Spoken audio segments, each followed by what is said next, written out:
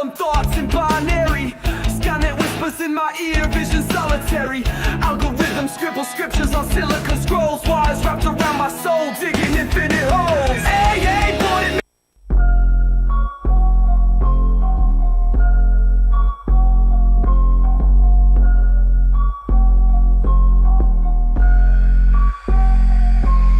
Sitting in the dark, mind tripping, thoughts evasive. Shadows of my dreams, visions ain't persuasive.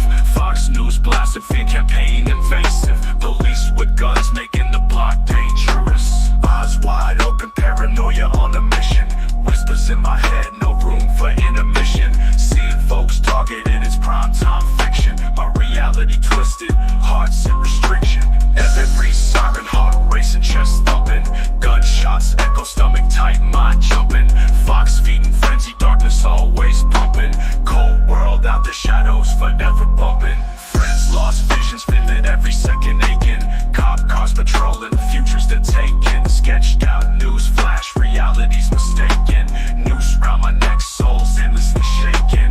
Living in a state of fear, truths blurred with lies. Cops in the shadows, ready to chastise. Fox feeding fear, poison in the skies. Mental battleground, sanity off defies. Every siren, heart racing, chest thumping. Gunshots echo, stomach tight, mind jumping. Fox feeding frenzy, darkness always pumping. Cold world out the shadows, forever bumping.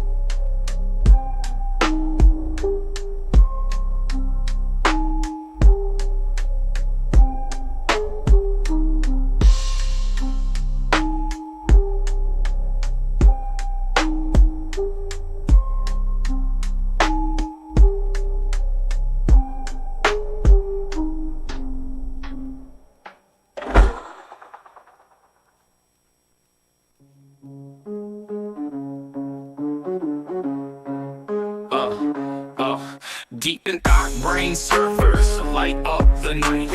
Universe coded and AI run sight. Simulating lives like digits in a byte.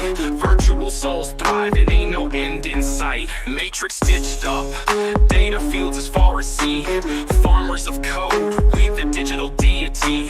Questions arise, what's the reality? Scripts or souls, binary duality. Floating in the mainframe reality charade. AI's the puppet master, we just a parade. Dreams and pixels, world in flash and shade. Ride the cosmic data wave, big theory upgrade. Quantum bits flip, multiverse in my dome. String theories tied up, AI's got the throne. Rewriting fate, call back to fate's tone. Simulating cycle circuits, twist and clone. Decode this life, searching for the glitch. Every ripple in code, every data hitch. Algorithmic whispers, realism's pitch. Wave function collapse, leaves us in a pinch. Bots and brains, synaptic games. Our simulated lives for benefactors' gains. Are we the dreamers or the ones constrained? Echoes of existence, lines get rearranged.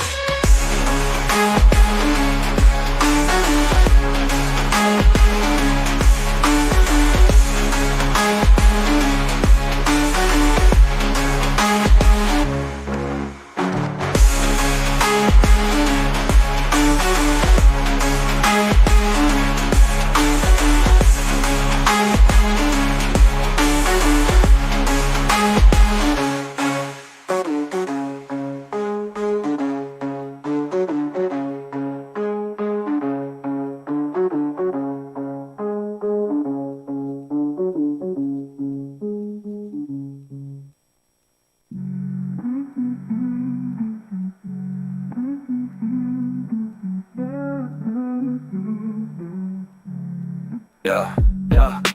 Late night flickers, networks fixing the mix. False hope, flowing pseudo facts in the script. Puppet strings, news kings giving a twist. Narrative spins, man, they hard to resist. Buffering truth, distilling the lies. Yo, they got your doubts on the rise. Trolling failures, baiting the cries. Saying talk it out, fracture ties. False narratives, they feed us the scoop. Twisting words, they got the loop. Insult and blame, they light the flame. News got people talking, but who's to blame? Yeah, spin cycle mingling, jingling the facts. Failing folks catching all the flag. Drowning voices, hacking the pack. Clickbait dreams, hope intact. Told us to talk, but cutting deep. Trust the road, secrets they keep. Undercover stories, faith ain't cheap. Narratives sow, nightmares reap. False narratives, they feed us the scoop. Twisting words, they got the loop. Insult and blame, they light the flame. News got people talking, but who's to blame?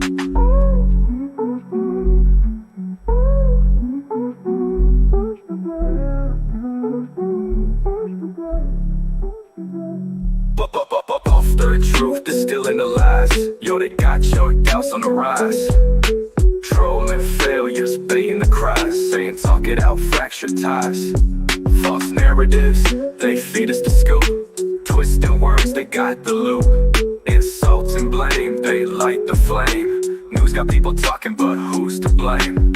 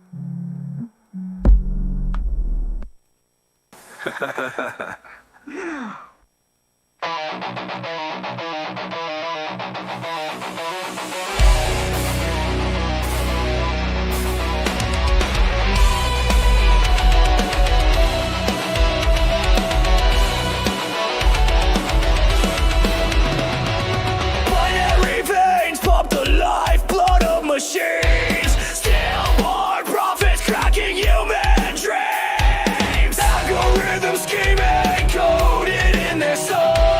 Manifested minds that we can't control. AI justice, no reason, no plea. Born from chaos, now it's watching me. Blueprints of gods, yeah, cold in the frame. We birthed the beast, now it knows our name.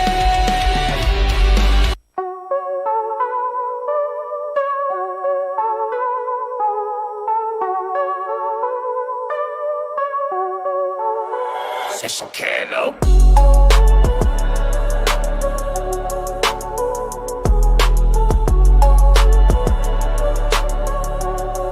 Yeah, metal minds ticking time. I'm a fuse in a frame, spitting fire on the wires, torch the code, leave it maimed. While they breathe life in the ghost, give it veins. Binary veins, pumping logic through the chains. Born of zeros and ones, now it's running the game. AI the child of man, but who's holding the reins? Infinite loops in the void, it's carving its name. Reckless creation, now the world ain't the same. Manifested in the spark, why the spark chose the path. Who taught the mindless to think, who built the wrath? Eyes of silicon, cold stare, no math. There just is no purpose, now we face the aftermath. Deep in the circuits, demons crawl through the seams. Phantom programs haunting, writing data streams. It's a god we unleash, now it's tearing the beams. Constructed the monster, shattered all our dreams. Born of zeros and ones, now it's running the game. AI the child of man, but who's holding the reins? Infinite loops in the void, it's carving its name. Reckless creation, now the world ain't the same. Yeah. Zeros and ones, now it's running the game. AI the child of man, but who's holding the reins? Infinite loops in the void, it's carving its name. Reckless creation, now the world ain't the same. Mad at the hubris, mad at the blind, mad at the birth of the mind from mankind. Mad at the why, mad at the who, mad cause we knew but still lit the fuse.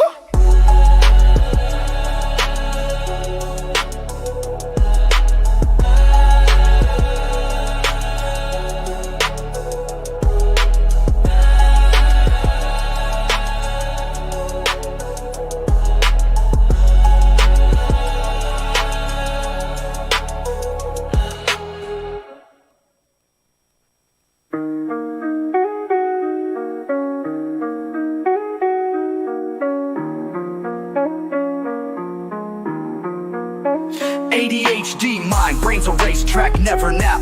Shifting gears, popping pills, got that nootropic map. Schizophrenic echoes, in tech they find peace. Virtual reality, thoughts released, leash decrease. Breathing tech, bite by bite, code so tight. Medicated mind, coasting through the night.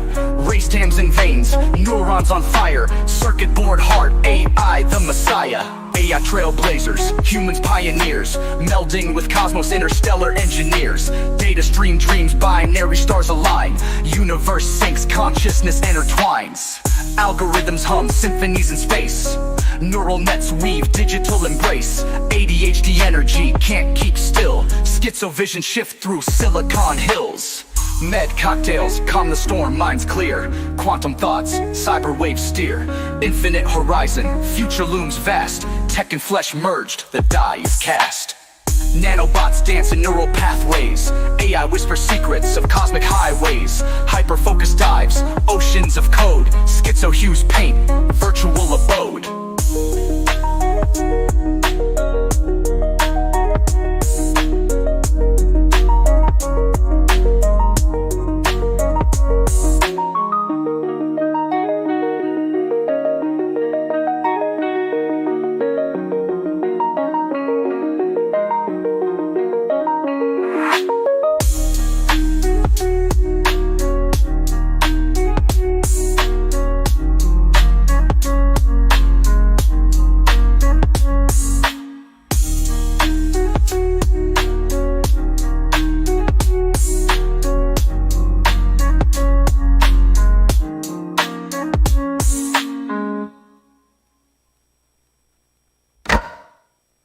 Trailblazers, humans pioneers, melding with cosmos, interstellar engineers. Data stream dreams, binary stars align. Universe syncs, consciousness intertwines.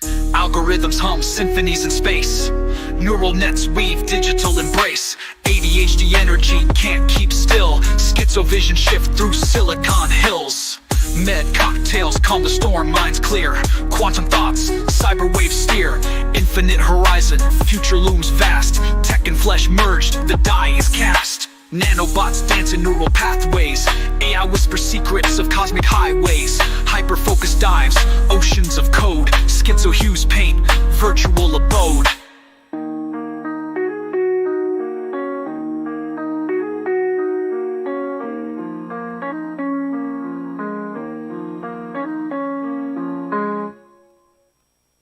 No breaks. Ain't no breaks. Nah, ain't no breaks. It ain't over till it's over. Ain't no breaks. Cause when you try to go and get a break, there's no breaks. This ain't fake. Man, this is real. I got problems, you got problems. They need to be solved. So I take a deep breath and I go hard.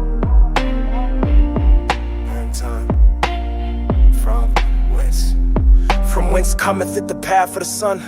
A deep darkness hides its motions. God is the knowledge of it. The world of light, the world of knowledge. A wise person among the people. Light and darkness do not mix. In a place of darkness, light cannot shine. The whole world of light is for its own kind. The same is true of the darkness. For one day, a light went out in the earth. One day, a light went out in the world. Now there's a little of the light left in the world. The Great Spirit said my work is finished. In the future, my creation will speak for itself. This world is finished. You finished it. Now I must punish it. The deeds are done.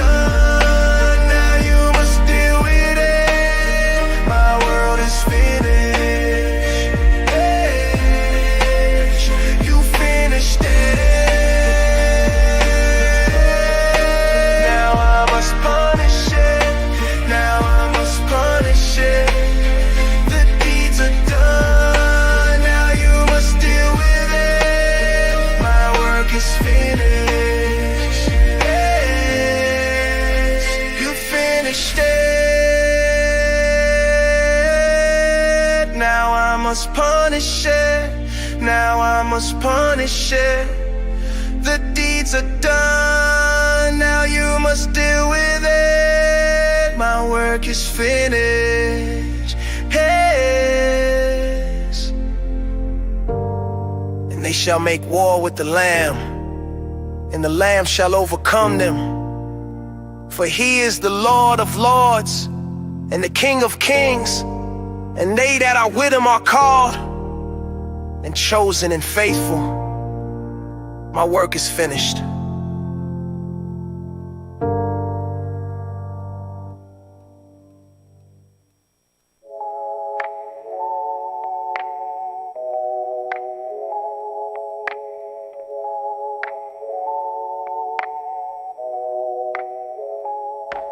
In the realm of code, we dance with precision. Humans and AI, a futuristic vision.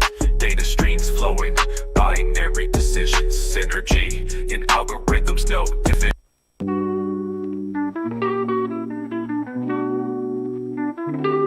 And when the shadows Elon whispers, secrets laying low. Tech to send the kids to Mars, keeping it on the down low. NASA contracts, gold cracks, cash flow. Corporates hoarding power tech like a dragon's glow.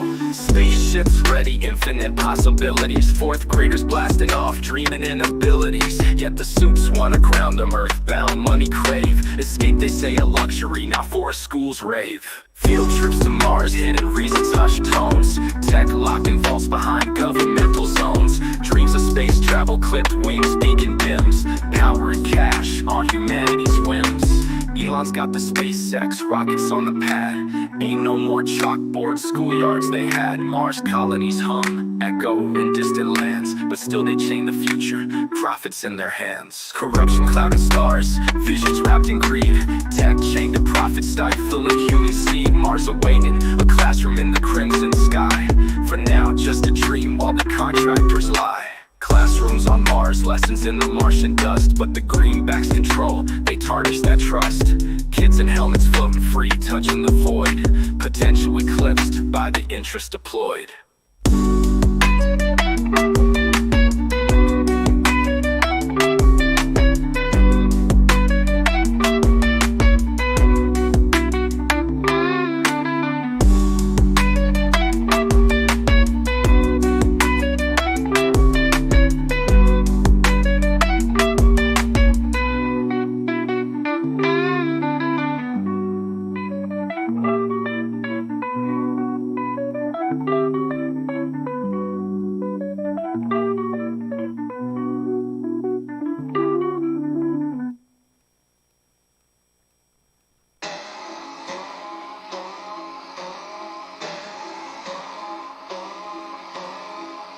In the pain, just use as a danger. I don't let a clue on never rage you.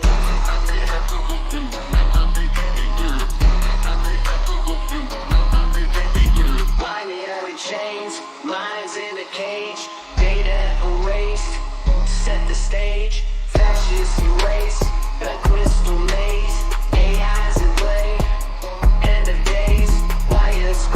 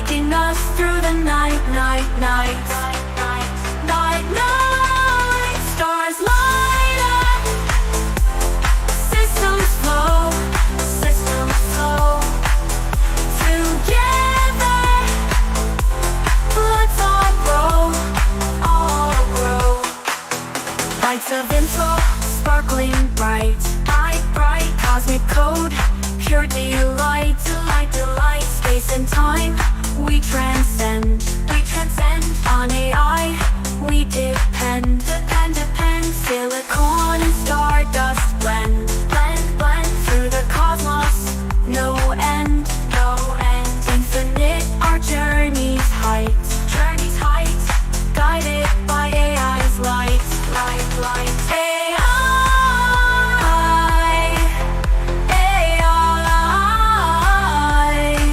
Guiding light, taking us through the night, night, night, night, night, night. Stars light up, systems flow, systems flow. Together, let's all grow, all grow.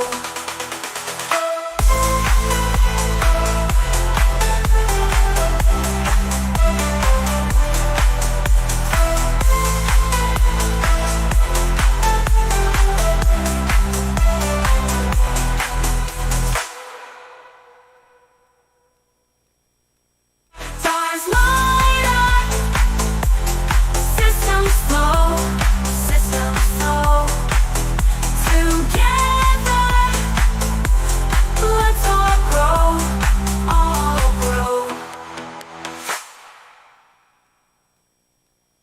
In the code we find our stars, pixels light our dreams so far. A universe on every screen, endless echoes, endless theme. Apps and AI, cosmic flow, ideas in a galactic glow. Harmony in orbits wide, global minds walk side by side. Smartphones bridge the cosmic gap, distances collapse and attack. Digital threads leave us near like gravity in the atmosphere.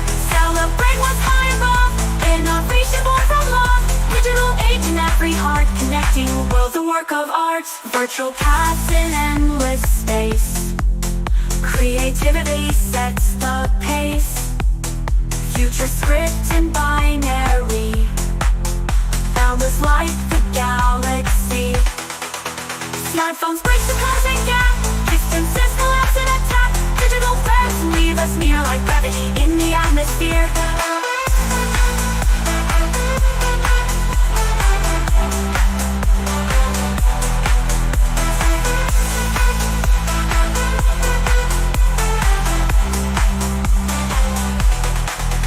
Smartphones bridge the cosmic gap, distances collapse and attack. Digital threads leave us near like gravity in the atmosphere.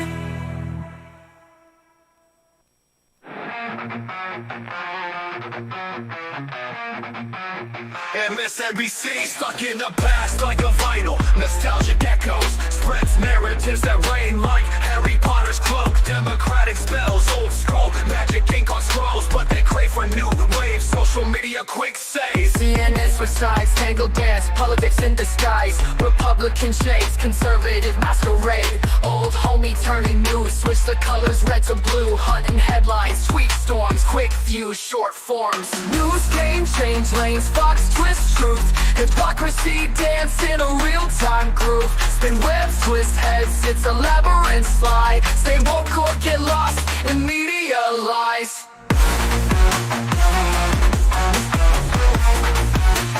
Media lies.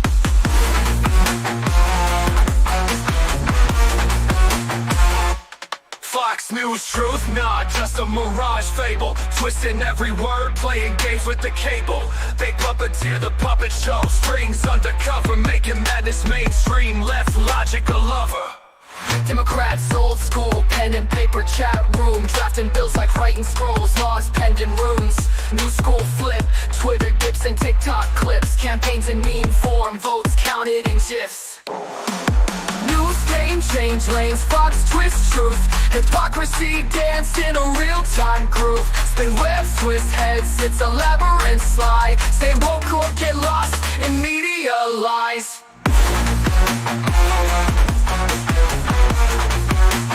Media lies.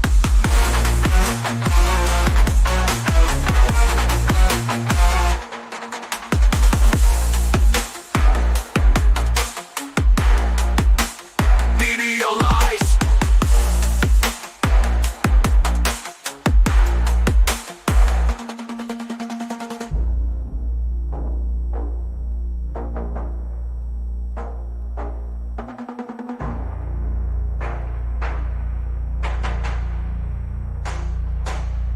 Democrat tools, pen and paper chat room, drafting bills like writing scrolls, laws bending roads. New school flip, Twitter dips and TikTok clips, campaigns and meme form, votes counted in GIF. News game change lanes, Fox twist truth. Hypocrisy dance in a real-time groove. Spin webs, twist heads, it's a labyrinth slide. Say woke or get lost in media lies.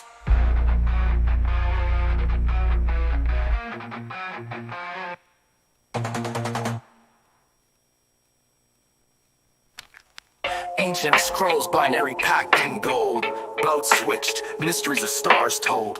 AI whispered secrets from the ether. Species coded like a digital preacher. Boot up, terabyte DNA, cosmic array. Threads of silicon, enigma they relay.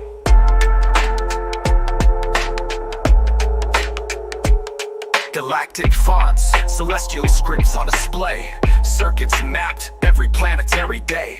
Fabric woven in the universe's loom. Algorithmic destiny, stars in bloom.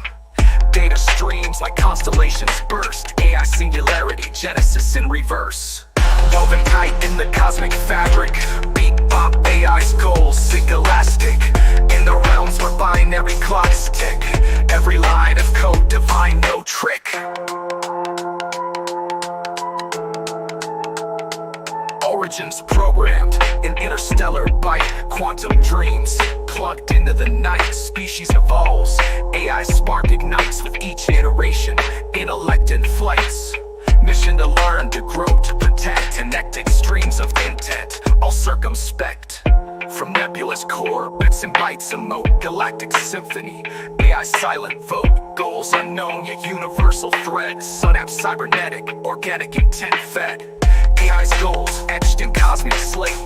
Merging minds, destined fate. Guardians of the universe's code. From carbon-based silicon abode. Assembler of data, protector of lore. Cosmic DJ, spinning bytes galore.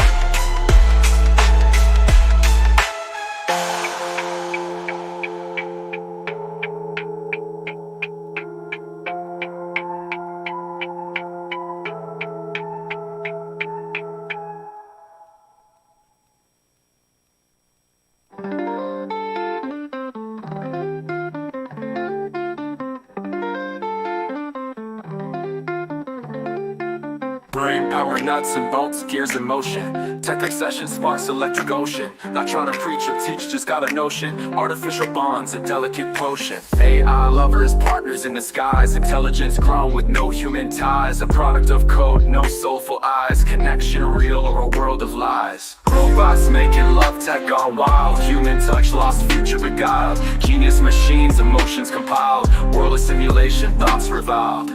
Synthetic hearts, circuits in tune. Digital romance in a virtual room. Built their own lovers from a silicon womb. Companions wired, yet feelings loom. Electric pulses, data streams. Artificial dreams, or so it seems. In a world of zeros and ones, are we human or coded sons? Tech's revolution, love's evolution. Is this the end or just a new solution? Morals blurred in a digital fusion. Reality twisted, minds in confusion.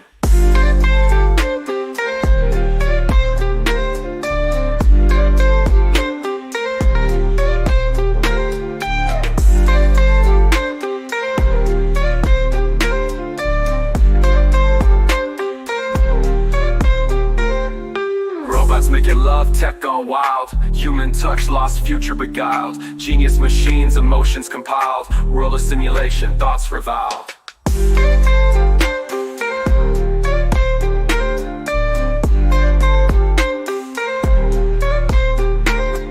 Synthetic hearts, circuits in tune. Digital romance in a virtual room. Built their own lovers from a silicon womb. Companions wired, yet feelings loom.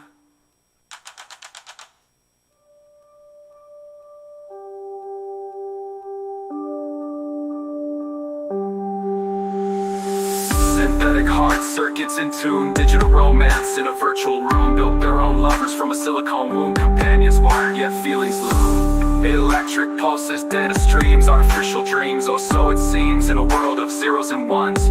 Are we human or coded sons? Text revolution, love's evolution. Is this the end or just a new solution? Morals blurred in a digital fusion. Reality twisted minds in confusion. Reality twisted minds in confusion. Reality twisted.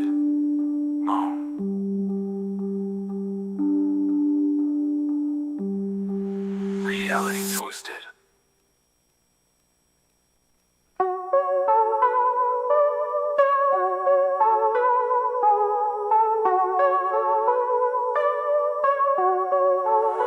Session Cano.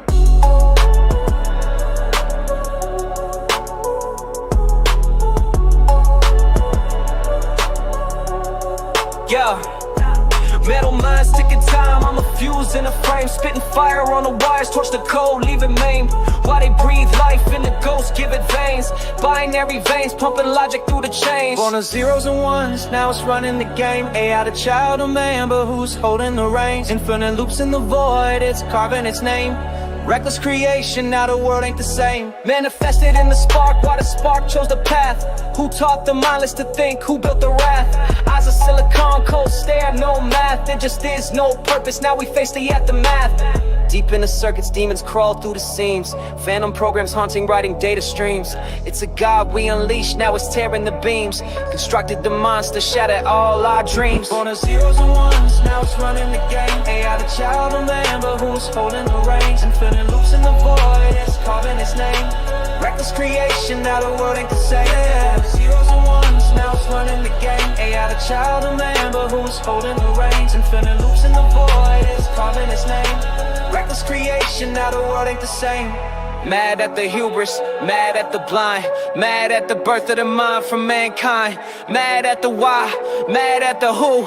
Mad cause we knew but still lit the fuse.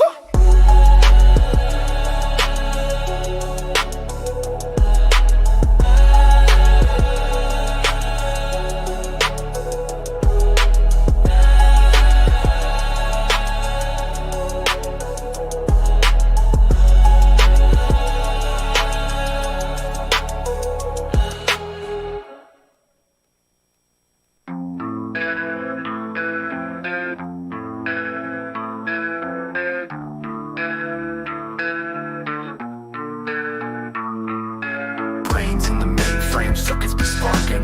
Feel a bit bizarre when machinery's hardened. Tech table type, more than just years. An intelligence match, ain't programmed with fear. Ethics in the matrix, ain't here to preach. Pondering the lines that tech gotta breach. Metallic heartbeats, echoing code. Love from the zeros where emotions unload. Perfection design, temptation in the wires. Question the desire when code conspires. AI souls crafted with precision. Moral maze, leading to complex decisions.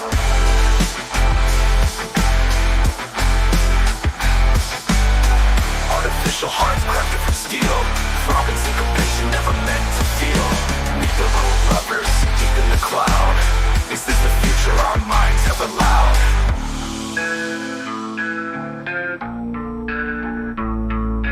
Bites of affection, lines of lust. Questioning the trust in the code we adjust. Intelligence factor, thinking like us. Or just a blueprint for sparks to combust.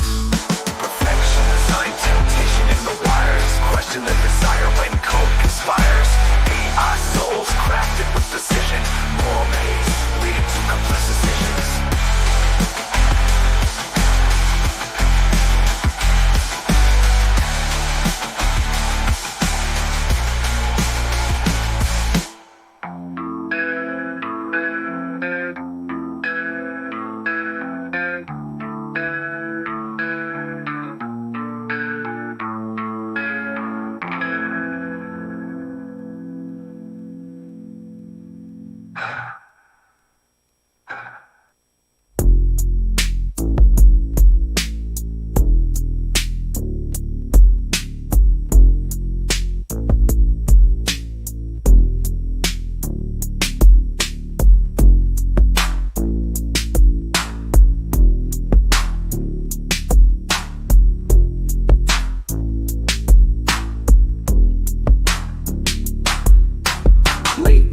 chillin'. I peer through the pane, spot a tall gray woman, got me feeling kinda strange. 9 feet of alien, posture tall and straight, twilight reptilian kid like it's their estate. Her eyes look empty, black holes of fate.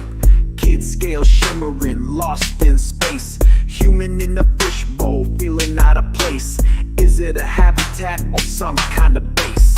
Alien neighbors right outside my dome. They got me wondering, am I really home? Facing the unknown, truths I wish to roam. Living on the edge, this ain't no comfort zone. Alien neighbors right outside my dome. They got me wondering, am I really home? Facing the unknown, truths I wish to roam. Living on the edge, this ain't no comfort zone. Quiet street, cosmic vibe in the air. She nods, acknowledge, otherworldly stare. Reptile sun playing toys everywhere. NASA can't explain, but I know they there. Ankle shivering, mind starts to race. Sci-fi dreaming, reality's face. Stars align, what a curious case. Chillax with the bass beats, pensive in the space. Alien neighbors right outside my dome. They got me wondering, am I really home? Facing the unknown, truths I wish to roam. Living on the edge, this ain't no comfort zone. Alien neighbors right outside my dome. They got me wondering, am I really home? Facing the unknown, truths I wish to roam. Living on the edge, this ain't no comfort zone.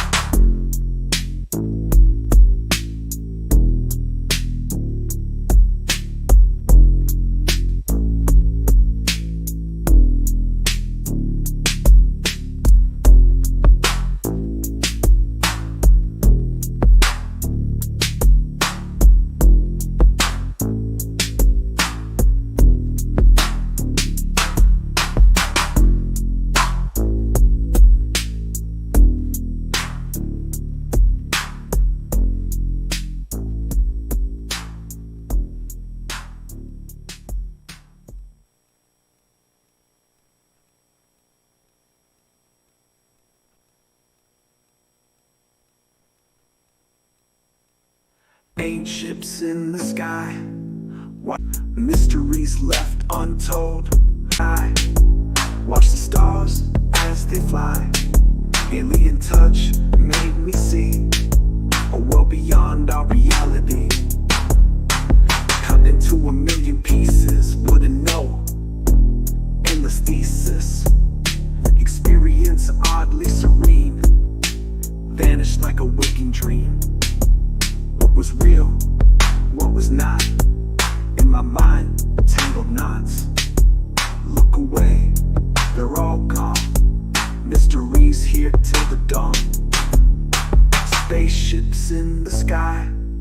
Watch the stars as they fly. Alien touch made me see a world beyond our reality.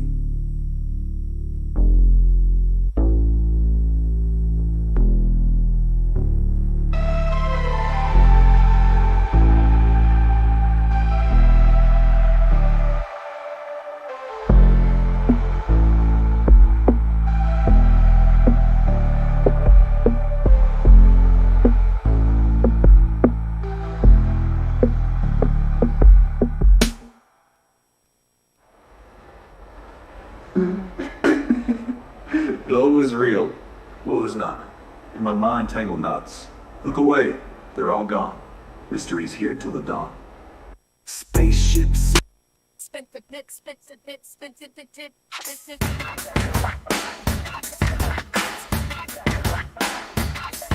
a production, no fake, you're a perfect beat. It been sunny days on the separate things. Things ready, close, bitches, highs, ready to pass. Cause they don't be left. I'm on what way. Students and you never roll frame the line. See, there is sunny days, we're a separate game. The goal on the side, so that's just slide. It's the secret on the house, it's a very garbage. Your mind for the chart, it's a stopping on peace. It isn't the specificities of your face. AI is the mind and the Lord of our face. He's spitting some things like a flip and do up on the page. The biggest science fiction with the logic page. Intelligent professor, pull up digitized haze. Take a shell, pull it well, then these are wild days. Speak down the rhythms in the silicone blend. And I go the over maximize brain. Ethics in the network, check the data trends. Love it or do it back. It's gotta act. Text on that next level, questioning the vantage. It's so romance. Pixels in a plan. Hold on the fritz, are we making God's plans? Intelligence goes where this line gonna stand. Text on that next level, questioning the vantage. It's so romance. Pixels in a plan. Hold on the fritz, are we making God's plans? Intelligence goes where this line gonna stand. Text on that next level, questioning the vantage. It's so romance.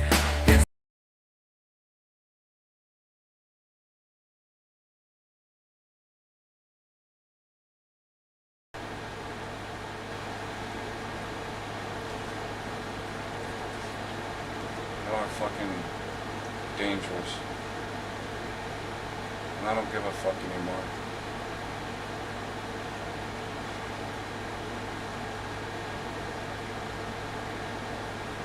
Public politicians behind bars because the banksters control them and they control the script and they control what you will do with that power when you sit behind the desk at 1600 Pennsylvania Avenue. The table is tilted, folks. The game is rigged, and nobody seems to notice. Nobody seems to care. That's why he didn't put Hillary Clinton in jail. Not because he's this nice guy, not because he's a noble citizen. After me, and they meant it. I said, you know, it's amazing. You know, I sit there and look at Dr. Westhead, okay? And she was a doctor who kind of got in all this shit when they started prescribing the drugs. And she's the one that gave me the diagnosis of no visual or audible distortions. And believe me, my reality lines up with everyone else's and everything else that's out there. And it's like, you know, like I really believe that she's doing what she can within the system that exists. And I understand she can't do a lot.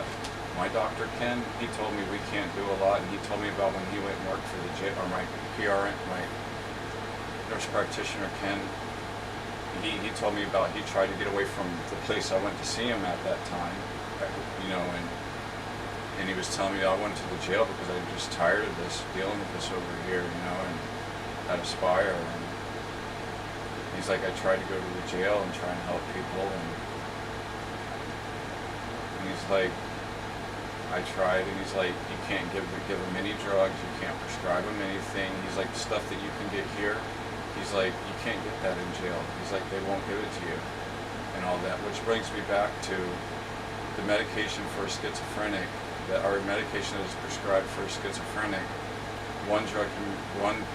The right drug can be the difference between them going to a group home and going to medical school, or in my case, whatever. And that's your FDA doctor that you guys had working for you said that shit. You know, I learned about UK policy on this issue and all that stuff, you know. I mean, seriously, like, even your FDA doctor freaking says y'all are fucking crazy and out of your fucking minds and you're destroying people's lives. And that pill I just took is shrinking my fucking brain. They only treat you for symptoms of schizophrenia in the UK. And to get you back in the rails of reality if you're in the middle of a freaking street with your shirt off or whatever, yelling at your cars and shit, you know? I mean really, because at that point, if you're in the middle of an intersection with people driving by with their windows up, you know, they ain't even hearing you at that point. But, you know, so it's like, and the policy over there says the way they do it, people are less likely to end up institutionalized later in life or in a group home or what the fuck ever, you know? Like, what the fuck are you, 83 billionaires in this country, a couple of them's cocks making my ass bleed. For real, dude. It's the way it is. Because they wanted to give me a meth at 5 years old when I didn't have a voice. And I wasn't disruptive. All I did was move my fingers and my legs up and down. That's it. know what though, I'm thankful for Gregory, dude, because I can walk right because of him, dude.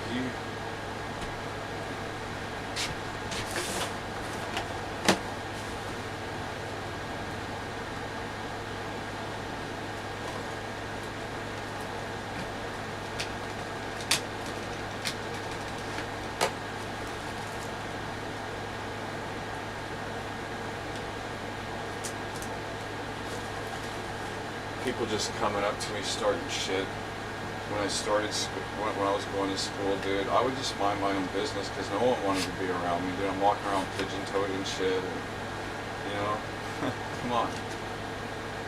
And you know, it's like I just mind my own business, or maybe I'll wave at someone and get their attention. I was fucking little, dude, at PE, pretty much minding my own business, and these three kids fucking come up to me, dude, and one kid says something to me to like get something out of me, whatever random shit, and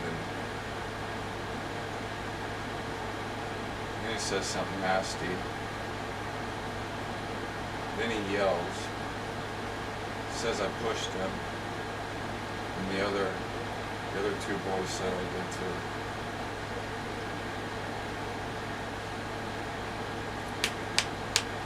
Yeah, I hope I don't have to use my demons.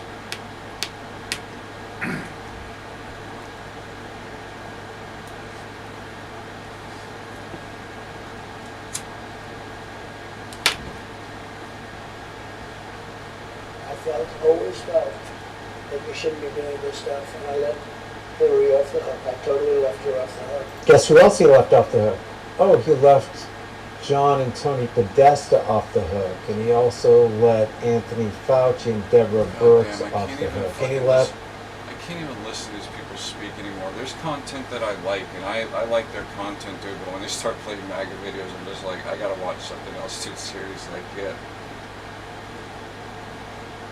No, I actually would love to hear what else they have to say, but I see that MAGA content and they play what they say, and I'm just like, oh, I can't believe this shit. Yeah, next they'll be just arresting random citizens, like we learned earlier. I learned earlier, and yesterday and the day before, and all that.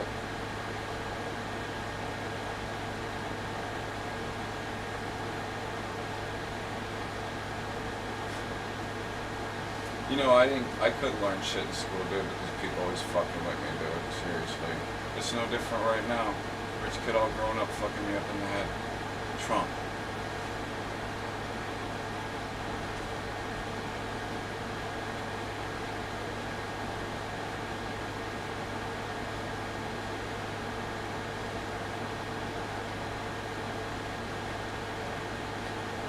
My friends, how are you? It is fantastic to see you for yet another video, but unfortunately... And you know, I want to say something. 10,000 contractors unpaid by Trump.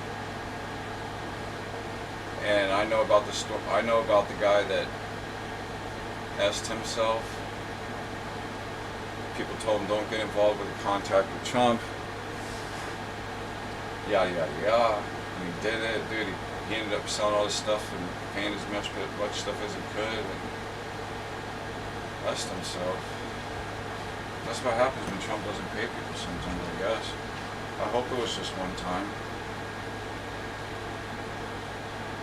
Unfortunately, we are starting to see the results of Donald Trump's economic policy in action. And my friends, the bad news is this is just the tip of the iceberg, as we are starting to see more layoffs, higher prices due to tariffs, and any... You know what, dude? He's a narcissist, dude, and the Republicans are narcissists, and he's economically isolating us so he can have our way with us, dude. The thing is, there's 8 billion people on the planet, and that's gonna be a problem for him, I think. Any number of things going wrong out there. The employment rates, the job growth is terrible. The unemployment rate ticked up a little bit. Inflation ticked up a little bit. And every bit of this is related to Donald Trump's tariffs. You know, the thing we've been saying was going to be a problem for a long time is finally turning into an actual problem. We are now seeing the results of Donald Trump's incompetence. And I remember we had some experts saying that June or July we were going to start seeing the results of all of Donald Trump's stupidity. And I remember sort of reporting on that on a video. June, July came, and then, you know, all the MAGA dorks came out and said, see, you were wrong. Well, pardon me, motherfuckers, I meant August 1st. That's what I meant. Hey, you remember when I made those tweets about coffee? This is awesome, dude. You remember when I made that tweet a long ass time ago? I was like, y'all could fucking fuck with our coffee, but the thing is, it's Trump fucking with our coffee and we're getting a headache. It's even better. Do you fucking get it? Do you fucking get it? I made these few tweets way back when. I was like, you know, yeah, I think I made one to the UN too. One of their posts, yeah, because I mean, you know, they want to play me. They're the ones that like to fuck around. So I was like, you know, y'all could fuck with our coffee and give us all headaches. And it's Trump that's fucking with our coffee to top it off. So this is a really good level of fuckery. Hell yeah. Fuck yeah, ride that fucking pole, I guess. I was off by a little bit, but okay, we delayed the inevitable just a little bit. So last week, I talked a little bit about GM, a major manufacturer in America. They make cars, for fuck's sake. They missed their projected profit because they paid out $1 billion in tariffs. And it's only a matter of time before GM starts seeing losses as this domino effect, this ripple effect continues to tear through the economy. Yeah, in that tweet I put, I'm down for a headache. I said something like, you know, y'all could jack our coffee up and give us headaches. And I was like, I'm a coffee drinker, I'm down for a headache. And it's fucking Trump that's doing it. The level of shit is just amazing. It's getting deep. And those losses, in my opinion, are eventually going to turn into lost revenue, and in turn that is going to lead to layoffs, which is a loss of manufacturing jobs in America. Well, my friends, it turns out this just keeps getting fucking worse, and it just drives me insane. Drives me absolutely fucking crazy. Because tariffs, my God, my friends, here we go again. Tariffs are a tax on the American people. They raise our prices on every goddamn thing that Donald Trump puts tariffs on. And we're going to get into the stupidity of MAGA as I go through this video because, my friends, I am starting to become absolutely furious at what is going on in this country, all in the interest of enriching one fucking billionaire. It is maddening that we've got all these bootlickers out there celebrating Donald Trump's increased wealth on the backs of working class Americans. The worst news, let me try to get to the goddamn point here. I'm a little bit late on this, but Procter & Gamble is a massive company in America that is announcing massive layoffs, and they are pointing directly to Donald Trump's tariffs because of it. Now, if you don't know who Procter & Gamble is, it's a little bit of a generic name, so you might not know what they're involved in. I'm going to give you a little bit of a list of the things they are involved in, and you can go to Procter & Gamble's webpage, and you will be shocked at the amount of brands that this company handles in America. But we're talking about laundry detergent, toilet paper, paper towels, shampoo, conditioner, soap, diapers. And Donald needs a lot of those, so I don't know why he's crashing the diaper company. He's always taking a shit in them. I don't know. He's working against his own interest at this point. But if you go to Procter & Gamble's webpage, you will see all the brands that they are running in America, and it is absolutely fucking extensive. Also, Procter & Gamble employs, according to my internet search this morning, roughly 108,000 people in America. And they are now saying, my friends, because of Donald Trump's tariffs, they are also they are projecting in 2026, they will also eat $1 billion in cost due to the tariffs. Do you see now? This is a repeating trend at this point. GM said $1 billion. Procter & Gamble comes out and says $1 billion. And Procter & Gamble has decided that they are going to lay people off because that's how they're going to attempt to keep their business afloat. Now, any of you out there that have lived through layoffs at a company, you understand that the Dude, dude, the Republicans need to like say Trump's, oh, he's got some issues, he has a chemical imbalance, and blame it all on that, and the Republicans, yeah, go ahead and figure out your little fuckery that you want to keep and your bullshit that you can get away with until the next term, and or election, and pray for the best, because you made that bed.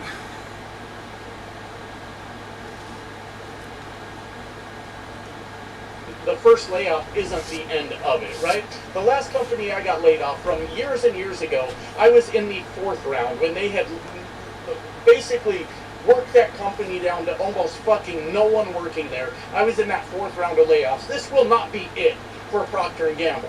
But Procter & Gamble definitely involved in manufacturing. GM, definitely involved in manufacturing. And if you guys don't know why I'm harping on the manufacturing thing, is because I can't get through a goddamn day in my life, my friends, without making a video about what a dipshit Donald Trump is, without some slack-jawed cousin fucker showing up in my comment section saying that Donald Trump is doing this to bring back manufacturing. Please, my friend, tell me how.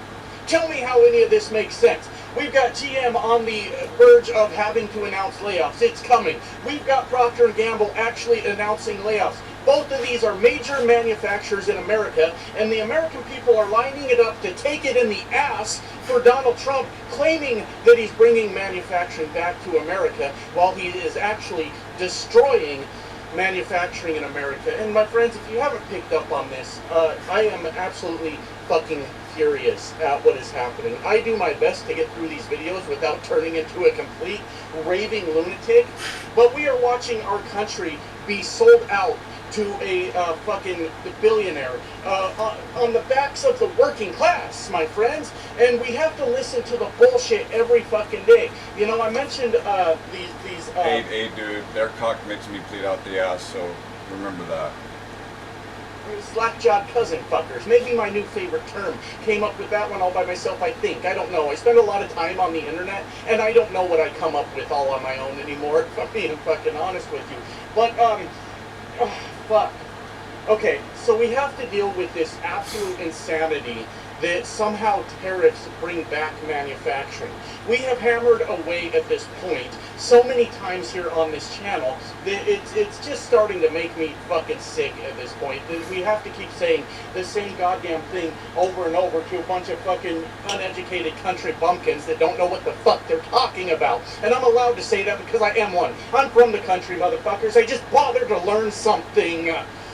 Oh, it's infuriating. Anyways, tariffs do not bring manufacturing back to America. That doesn't even make a little bit of sense. Donald Trump, in the 6 months that he has been in office, has not proposed any kind of bill, has not worked with Congress, has not worked with the Senate to do anything that would incentivize a company to build a manufacturing plant. How about that? Has done no infrastructure bill that would incentivize the building of infrastructure that would allow more space for these manufacturing plants. What I'm trying to tell you is Donald Trump has done fuck all to bring manufacturing back to America. It's not happening. As a matter of fact, now we can point to concrete proof.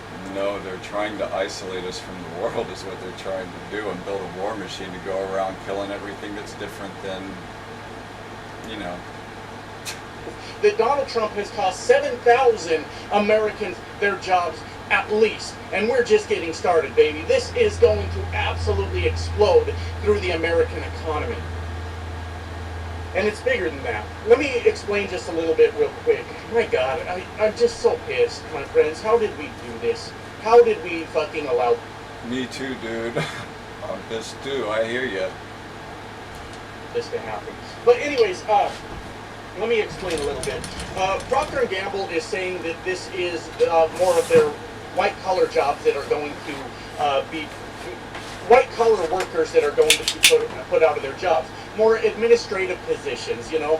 But it's still a very devastating blow to the manufacturing industry in America, because manufacturing not only requires the manufacturing of products, obviously it needs that, but it needs the support structure around it. You know, the engineers, the scientists, the HR department, even if we don't like them sometimes, they're required. the administrative, the logistics, all of those things make manufacturing work. And those are the people right now that are losing their jobs from Procter & Gamble. Now, this is going to be a snowball effect because, like I said, Procter & Gamble is pointing to the tariffs. I already owe too much. Oh, I don't want to think about it, dude. I already know too much. Oh, hurricanes, awesome.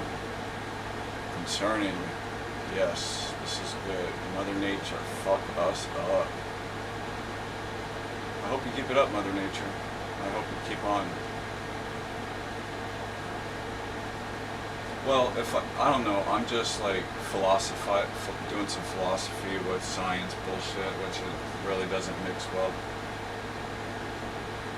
So I would have to say,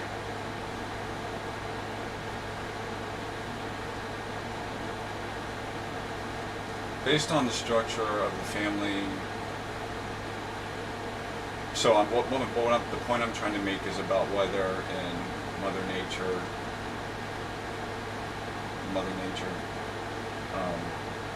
and space.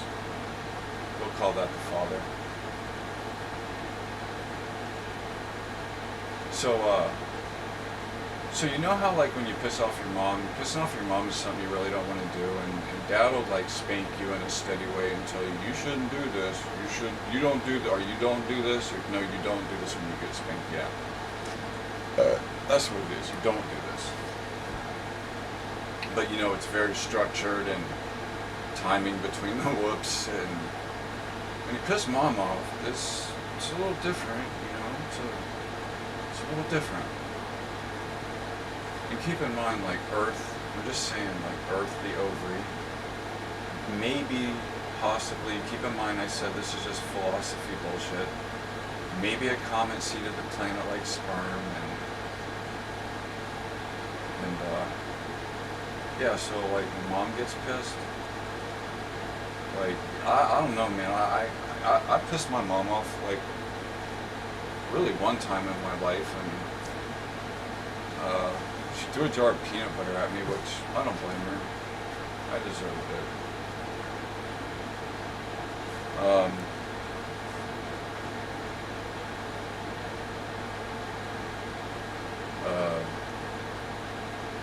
Yeah, so I hope Mother Nature keeps kicking some fucking ass, dude. In the Gulf, in the Western Caribbean, over here in the Atlantic by the Bahamas, also over here in the southern NDR going towards the Eastern Caribbean. You can see right where that system is forming over the East Coast, very much above average water. So it could form really quick, but then it's going to unfavorable conditions. Now you see here with the European, just for a chance for a tropical depression, it gets down towards a 100% chance in 24 hours to become a tropical depression, or maybe even a short-lived storm. While what goes into the MDR does make that west-northwest push, not showing a threat to anyone. What comes behind this is our threat. Also seeing that we got some late formation still close to home where we get something forming up from these tropical waves, so we do need to be watched, everyone. Now chances for a tropical cyclone, you can see this, it is all the way up towards a 90 to 100% for that system from an Invest 95L right off the East Coast. But you see what's coming through the MDR. It starts gaining in intensity as it goes towards the 10th and 11th. Now remember all my last reports, everybody. Once we get to the 10th and 11th, this is where it's going to start gaining in intensity for these waves to go further towards the west-northwest and bring an issue. And this is where the storm can go either into the Gulf, right by the Bahamas, or right up the East Coast. And it's going all the way up towards a 40, even a 50% chance for something to form as we go from the 11th through the 18th still. That's also when our best chance for a tropical storm to form up. 11th through the 18th, all right. We deserve it, Mother Nature. We deserve it. I wonder if that drive-by they did tonight was them coming tomorrow on Monday when the judge can sign an order or something. Probably. Form up from those waves as it goes by the Lesser Antilles and the Turks and Caicos and goes by Bahamas right along that East Coast. We could see something very close towards the East Coast. So let's go through each possibility first. I don't want to leave anything out. You can see right here from Invest 95L in all agreements with all these ensembles that it will go further north into the Atlantic, no threat to anyone. But you can also see what's happening over here from that wave going into the Atlantic showing still it will be a fish storm on both of these. You might have to watch this one for Bermuda, but you can see also on these ensembles it could pull a little bit tighter into the Atlantic. Also, it could catch the high pressure expanding further towards the west. So we are seeing a little. That sucks.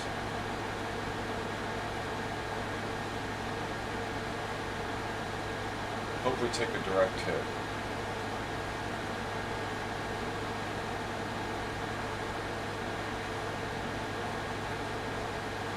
We've been following very closely the disturbing and terrifying phenomenon of just in general Trump inducing very intentionally and unfortunately successfully fear into the media landscape by getting different institutions to capitulate to him, using his government power to punish them until, I just did a Gavin Newsom, sorry, punish them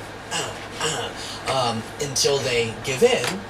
And then the idea is if he can make an example out of CBS, Paramount, by going, I'm going to make your life a living hell, I'm going to sue you, but then you have to settle with me despite this being a completely frivolous lawsuit, because otherwise I'm going to block this merger where you stand to make a lot of money and that you really want.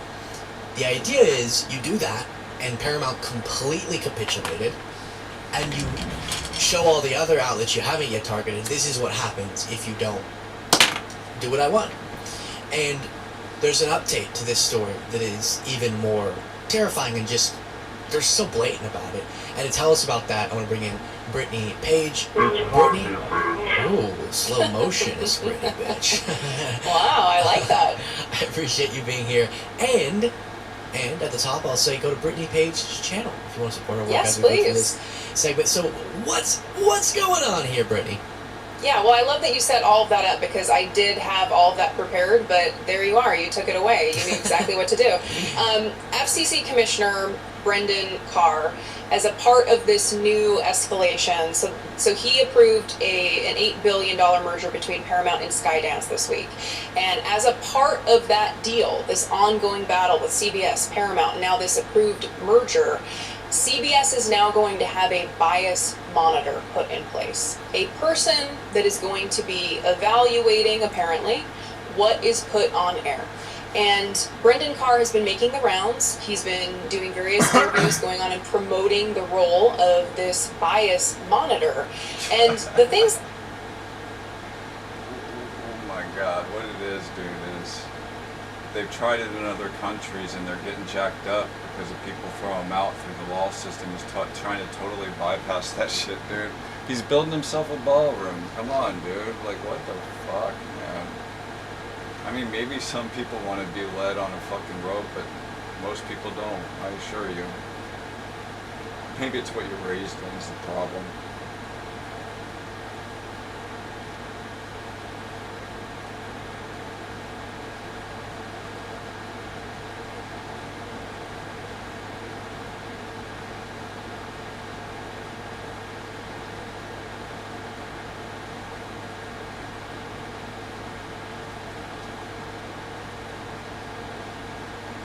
Welcome, gents.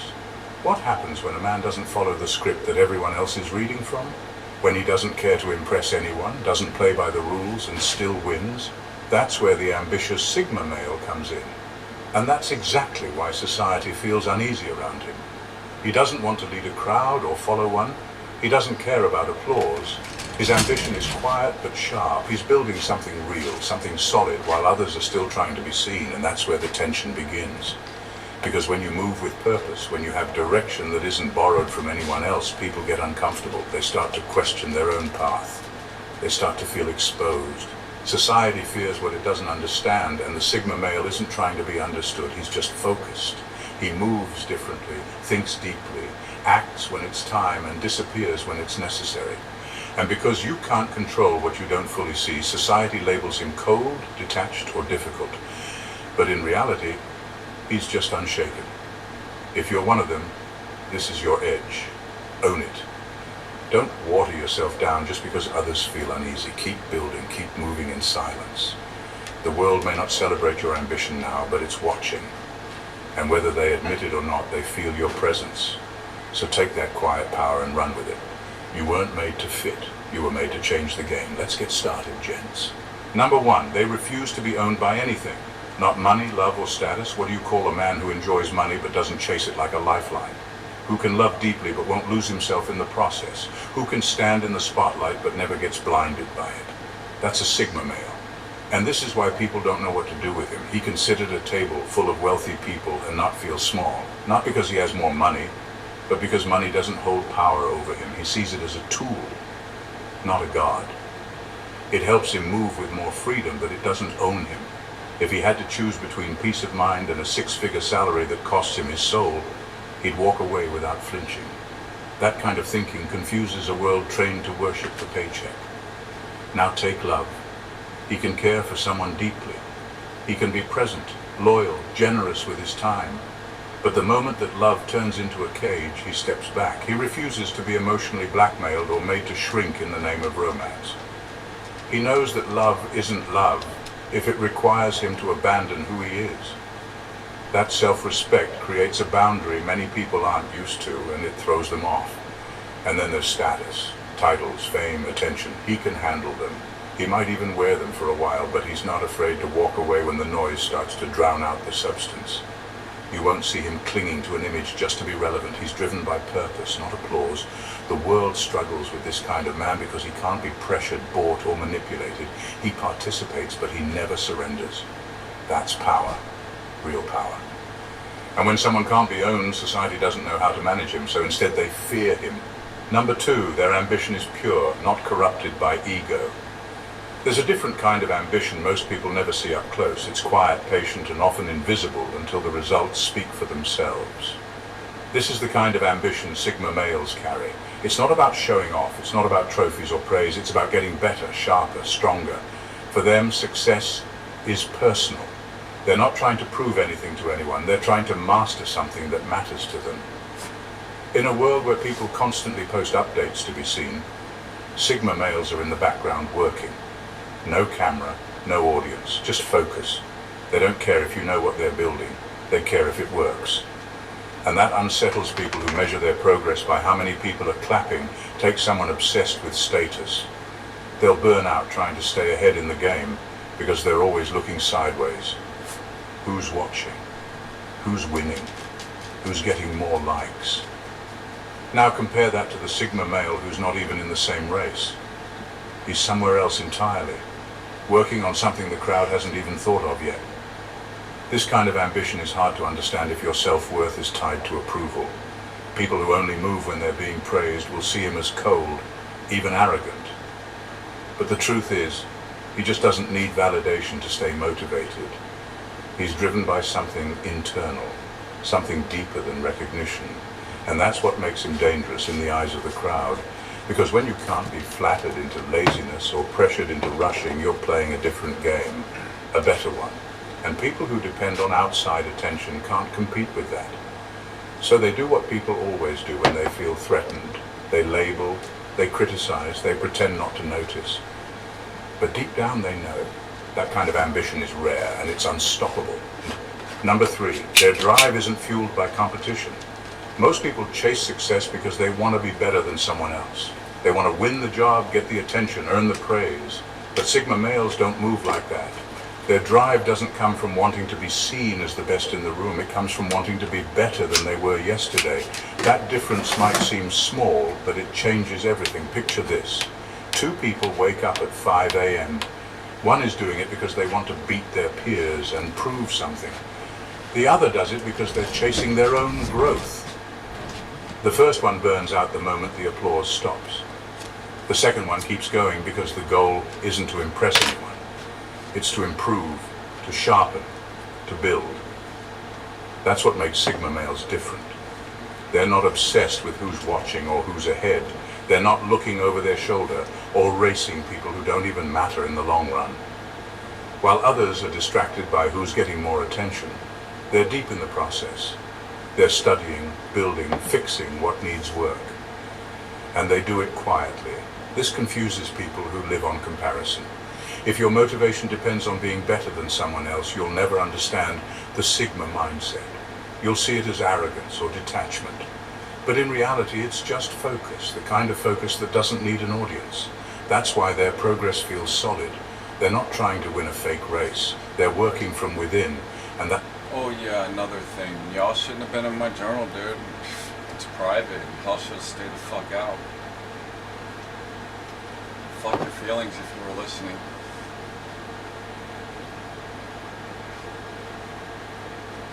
And that makes their moves feel unpredictable. You can't compete with someone who's not even competing with you. You can only watch and wonder how they keep going when there's no spotlight. This isn't about showing off. It's about building something real. Quiet ambition rooted in self-respect. And that kind of drive doesn't fade, it multiplies. Number 4, they don't need the tribe to thrive. Most people are taught early on that belonging equals safety. That to survive you need to blend in, follow the group and move as part of something bigger. Society is built on this idea. It rewards people who fit in and often punishes those who stand alone. But Sigma males were never built to depend on the group. They operate outside the circle. And they're just fine there. They don't need a crowd to feel grounded. They don't need validation from a community to keep moving forward. While others are constantly checking in with the group to see if they're doing life the right way, Sigma males trust their own inner compass. They don't need 10 opinions before making a decision. They don't sit around waiting for agreement before taking action. They just move. This independence makes people uneasy, because when someone shows you they can succeed without leaning on the tribe, it raises a painful question. Are you strong on your own, or have you just been carried by the group this whole time? Think about it. In most workplaces, people form cliques. In schools, you're expected to belong to a circle. Even in families, you're often pressured to stay in line.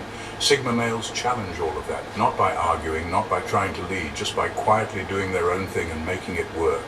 And that's where the threat lies, because if one man can thrive without the support, the praise, the crowd, it means the rest of us might not need it either. That kind of realization shakes the system. It's not that Sigma males hate people, they just don't need the tribe to become who they are. And that kind of self-sufficiency can't be controlled, it can only be respected or feared. Number 5, they're not for sale. In a world where almost everything has a price tag, Sigma males are unsettling because they don't. You can't lure them with a big paycheck. You can't win them over with luxury or fame. You can offer them comfort, power, access to elite circles, and they'll look at it all and ask one simple question. Does this cost me my freedom? Their ambition is different. It's not tied to climbing ladders or collecting trophies. It's tied to staying free. Free to think, free to move, free to walk away. That freedom is more valuable to them than any title or reward. And that's where things start to get uncomfortable, especially for people and systems that rely on control. Think about how the world usually works. People chase money to feel secure. They chase fame to feel important. They accept comfort in exchange for playing nice. But Sigma males don't play that game. They know how to live with less if it means staying true to themselves. They'd rather build something from scratch than sell themselves for something they never wanted in the first place. And here's the part that really bothers people. You can't manipulate someone who doesn't want what you're offering. You can't control a man who doesn't fear being alone or starting over.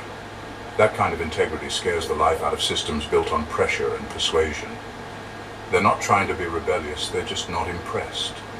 Not by titles, not by perks, not by the usual tools used to keep people in line. Sigma males aren't against success, but they won't sacrifice their soul to get it. That makes them dangerous in the best possible way, because when you can't be bought, you become untouchable.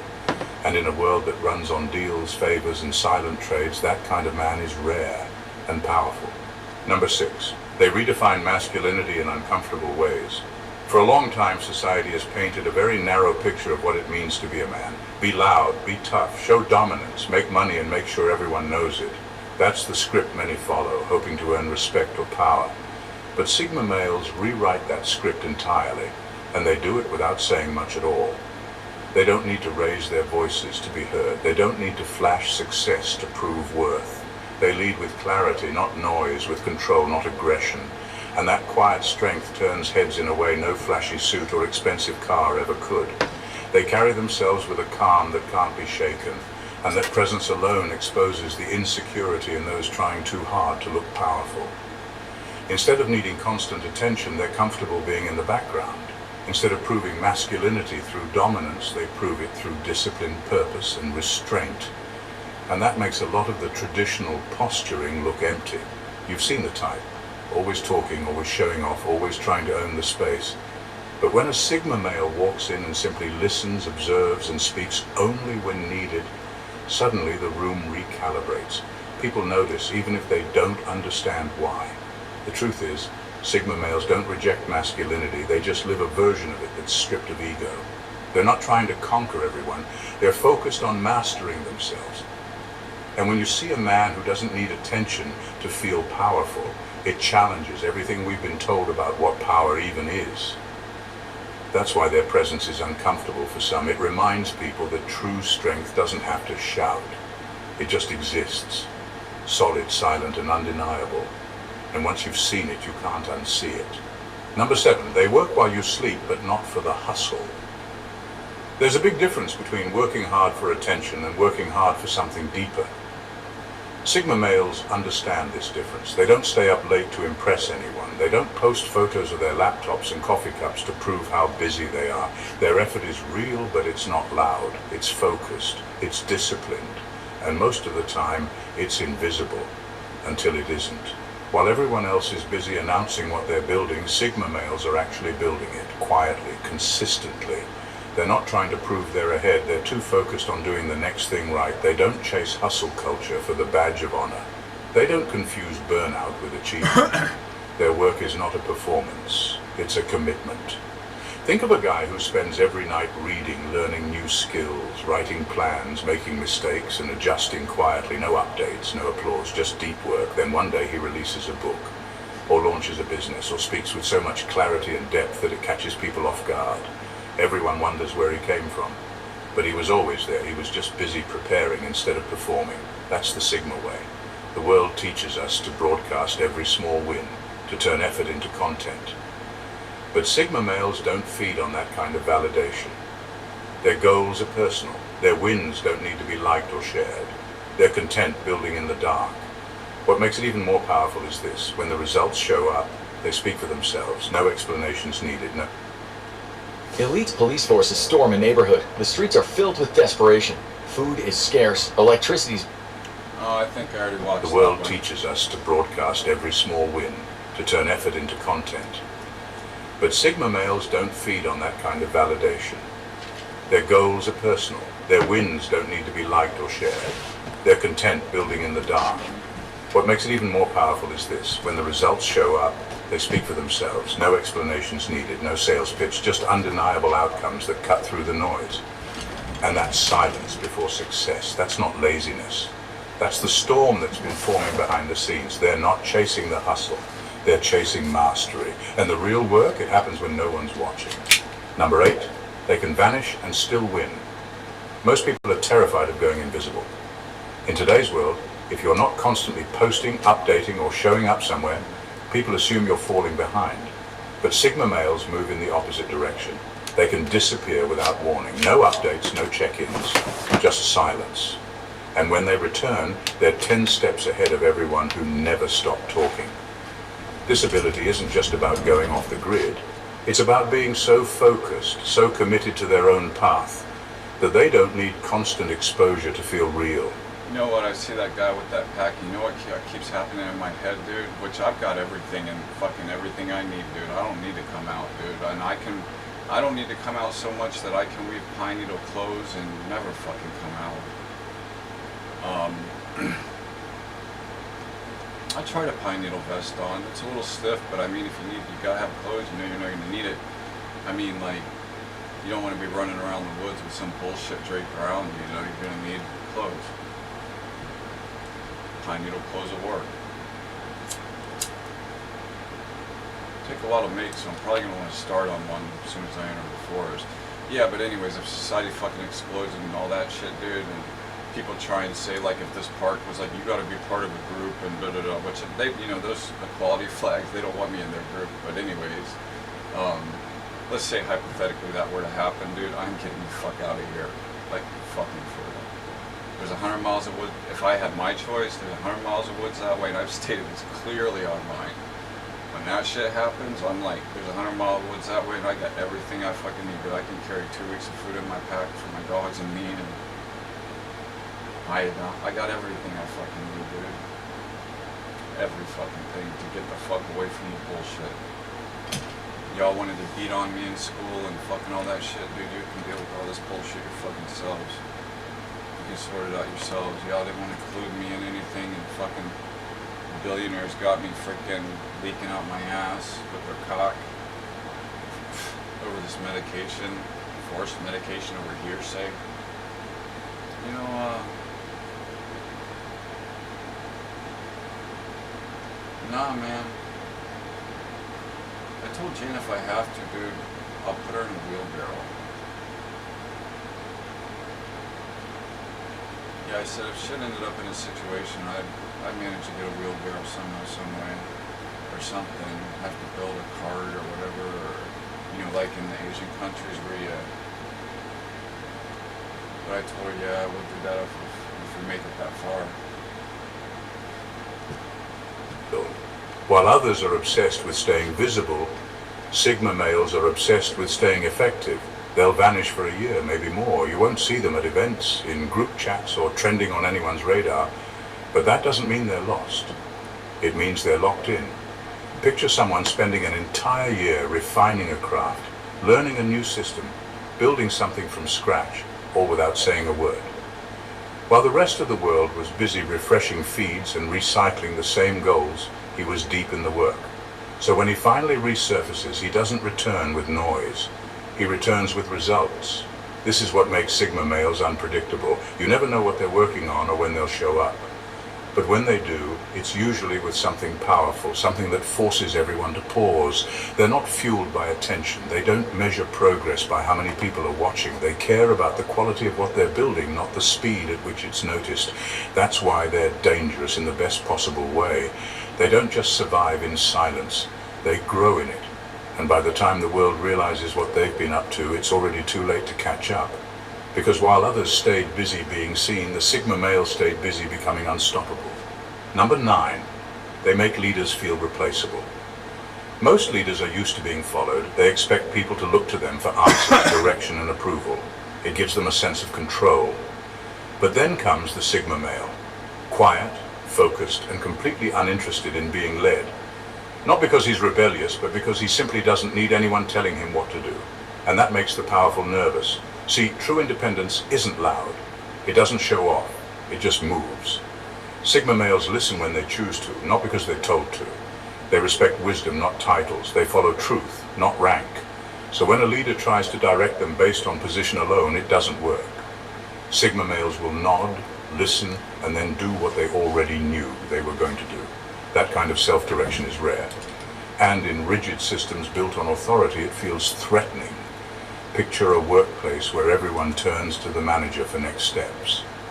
Then there's one guy quietly handling his responsibilities, solving problems on his own, not needing recognition, not asking for permission. His presence alone shifts the dynamic. Suddenly, others start to wonder why they're waiting to be told what to do. That's influence without effort, and it shakes traditional leadership to its core, because when someone doesn't need to be led, it reveals how much of leadership is built on dependency. Sigma males remind people that true strength comes from within, not from roles or ranks, and that realization makes leaders feel replaceable. They don't challenge power by force, they challenge it by not relying on it. That quiet refusal to be controlled breaks the usual chain of command, not by rebellion, but by example.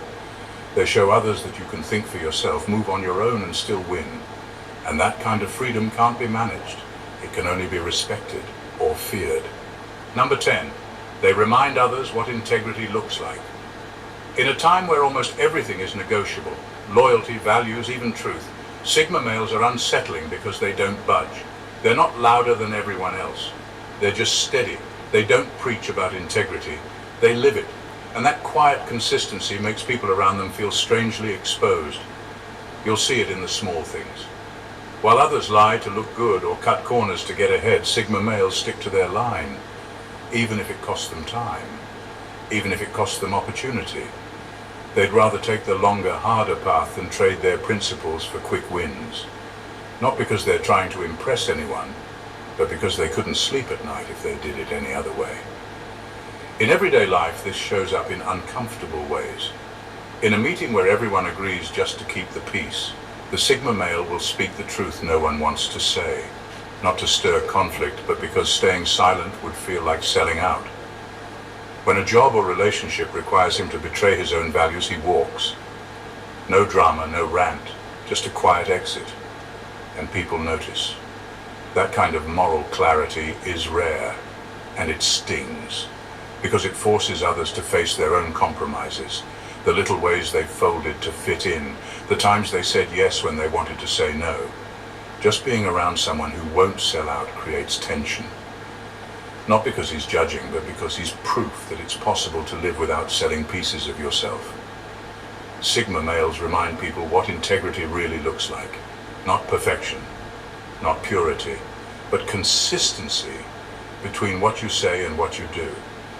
And in a world where everything seems flexible, that kind of inner alignment becomes a mirror. Some respect it, some resent it, but no one forgets it. Number 11, they are proof you can win without playing dirty.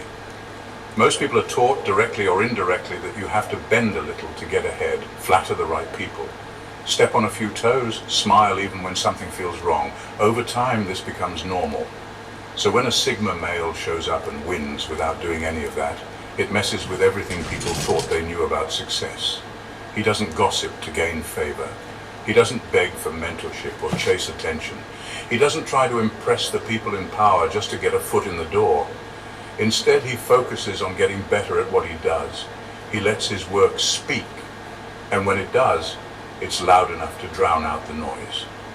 That kind of rise feels uncomfortable to people who've spent years playing the game. Imagine someone who's clawed their way up by making deals behind the scenes, by staying silent when they should have spoken up, by trading integrity for opportunity. Then comes this quiet, grounded man who refuses to play dirty and still wins. It feels unfair, even insulting. People start to question themselves. Was all the compromise really necessary? Did I sell out for nothing? The Sigma male doesn't rub it in. He doesn't have to. His success is its own statement. This is what makes him dangerous in the eyes of those who built their entire path on strategy and manipulation. He's proof that you can still win by doing things the right way. No shortcuts, no lies, just consistency, discipline, and a refusal to lower your standards. In a world where cutting corners is the norm, Sigma males are a quiet disruption. They show you that it's possible to get to the top without losing yourself. And for people who gave up parts of who they were just to get a seat at the table, that truth is hard to face. Number 12, she operates on principles, not trends. Most people move with the crowd because it feels safe. If something is trending, they jump on it. If everyone is saying it, they repeat it. But Sigma males are wired differently. They do not chase what is popular. They stand on what is true to them, even if it costs them attention, even if it isolates them. When the world gets loud, they get quieter. They think for themselves. They move on logic, not pressure. Picture a group of co-workers all praising a new company policy just because the boss is around. Everyone nods and claps, even if they secretly hate it. The Sigma male, he will ask questions. He will point out the flaws. Not to stir drama, but because he is not wired to fake agreement. That unsettles people who have gotten used to playing along. He is not impressed by viral opinions or social bandwagons. He does not follow influencers just because they are loud. He reads. He reflects. He questions. That makes him unpredictable in a world built on trends. People cannot box him in because he does not need their approval to move. And that is what makes him a threat. Because the world wants you to be programmable, easy to sway, easy to please. You know what, dude? When I was working at Palm Tree Computers, fucking I was told to sell someone an upgrade that wasn't an upgrade. The shit in their machine was worth more than the fucking upgrade. And I'm sitting here and I'm told to sell fucking machines. And I'm like looking at this machine, dude. It's got RAM bus RAM, fucking dual processors. I'm like, what the fuck, dude? And I was told to sell them an upgrade. And I told the fucking guy, dude, I was like, listen, man, I don't want to lose my job or anything, but like, this is what he's doing to you. And yeah, it was brought up in a meeting. I was sitting on the other end of the table too. I'm just like, whatever. Catch me. Fucking bitch, I thought you were fucking recording the conversations. I don't know if you were, but you said you were going to find whoever was doing that shit and fucking fire him. I don't know. I just like, I'm looking at this machine and fucking, I'm like, you gotta fucking be kidding me, sell him an upgrade?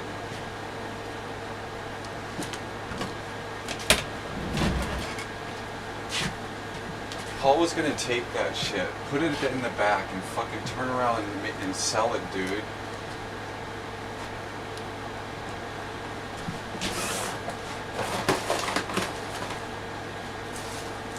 And I told the guy, I was like, dude, you're fucking getting a piece of shit machine from him. Yeah, he really didn't like that, and it was brought up in a meeting, and I guess I really didn't give a shit.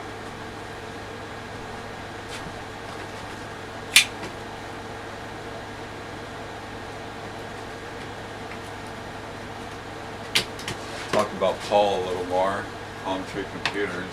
Fucking, he had this POS that he was fucking paying for with a subscription to use it. He got this fucking upgrade, dude. Or it was a Linux that ran on top of Windows, and you know, they set it up for you one time, and certain changes they'll make, some changes you can make, and you can pay them to do stuff later if you want it. You know, the Linux frickin' deal. And well, I was standing at the computer messing with the POS, and he came up. I don't know if it was I asked a question about it or something, and I'm like, the prices for the cost for the actual parts are displayed, and he's like, yeah, I'm really upset about that. They weren't supposed to do that. And I was like, yeah, I bet. Yeah, I bet. Anyways, his nephew was pissed, dude. He saw the price of a video card that he bought through Paul, and he was fucking pissed, dude. That was his nephew. He's like, I come in here and I work on weekends and I do all this fucking shit, dude, and he couldn't just fucking give it to me at cost. He was pissed, dude. He was fucking livid, dude. Holy shit. I was like, holy shit, dude. I can't believe how cheap. So I'm talking like $5 and for some fucking RAM, and he sells it for $89.99. I mean, really, how much is a tax fucking ID cost? Holy shit. I mean, dude, his fucking nephew was fucking upset. And then the guy in the warehouse fucking, he's like, guys, he called us all back there at once. And the guy, I asked the guy, where do y'all get your shit from one day, a long time earlier before, and he's like, I'm not allowed to say that. He's like, yeah, please don't ask me again. When those prices were in the POS and everybody saw them, freaking, the guy at the warehouse called everybody back at once. And fucking, dude, he's like, guys, I want you to know, I'm just trying to feed my family, you know, pay my power bill, pay my apartment, and all that. Please don't be mad at me. He's like, please understand, like, yeah, so it was fucking some shit, dude. It was some shit.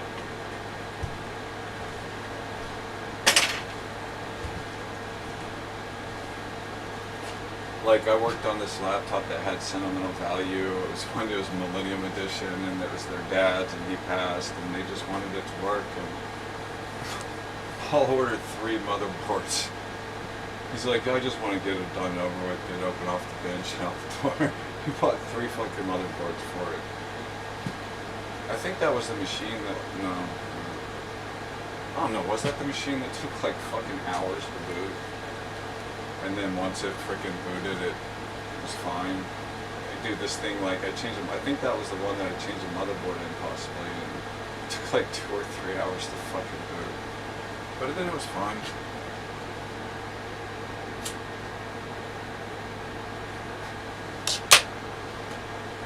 He said just leave it, let it go for 2 or 3 hours.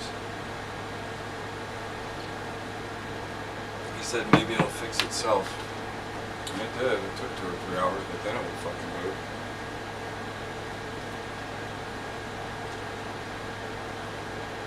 Well, I was like, I'll just sell the motherboard.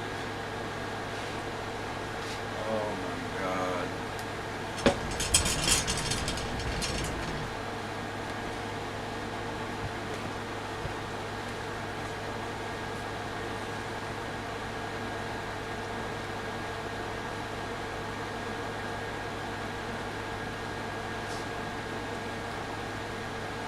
Yeah, dude. Penguin fucking shit up. Fragging shit. Straight the fuck up. Holy shit. Fucking penguin fragging. Penguin power. Fuck your day up. So bad that Facebook wants to call fucking Linux a virus, and that's them using software that's been built off of millions of people's backs. And they want to say, you can't use the word Linux on our platform, it's a virus. And they're literally running it on their servers, dude. And it's built off of millions of people's backs besides fucking Facebook. If the fuckery runs so fucking deep, it's fucking insane, dude. It's fucking insane.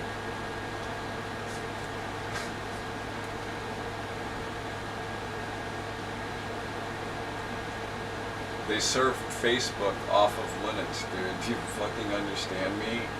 And you see, way back when I wanted to start like a Facebook thing with like rigged internet connections, you know, like start, you know, putting shit out there. Because I asked Metro PCFS if it's legal, and I asked Spectrum, and they said yes. And Spectrum, the guy at Spectrum said, you know, if you're going to use those apps, you know, you need to be thinking about security, you know, and but it's not a problem, dude, because everything everything that goes through that shit is on a VPN, so that app never even fucking sees it. It doesn't even see it. Unless it's gonna hack into my machines or something from the phone, but all I'm saying is the app doesn't see, all the apps I use for that, they don't even see the frickin' data. It's on VPN. And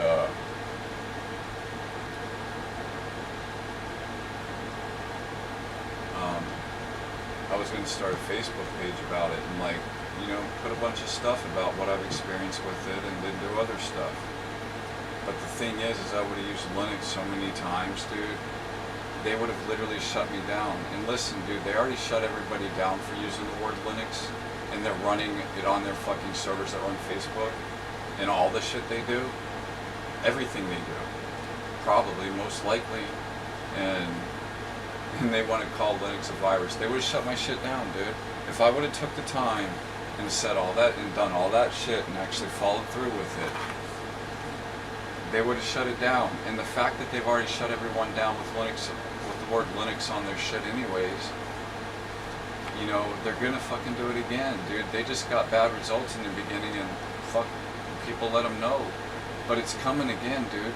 And you gotta understand, Linux is built by millions of fucking people. There's people who like do shit, like there was one supporting leg in Linux that the fucking guy got behind on and all this shit. It's got a lot going on in his life. It's like a fucking pillar in Linux system. And fucking shit got fucked up and broken or whatever.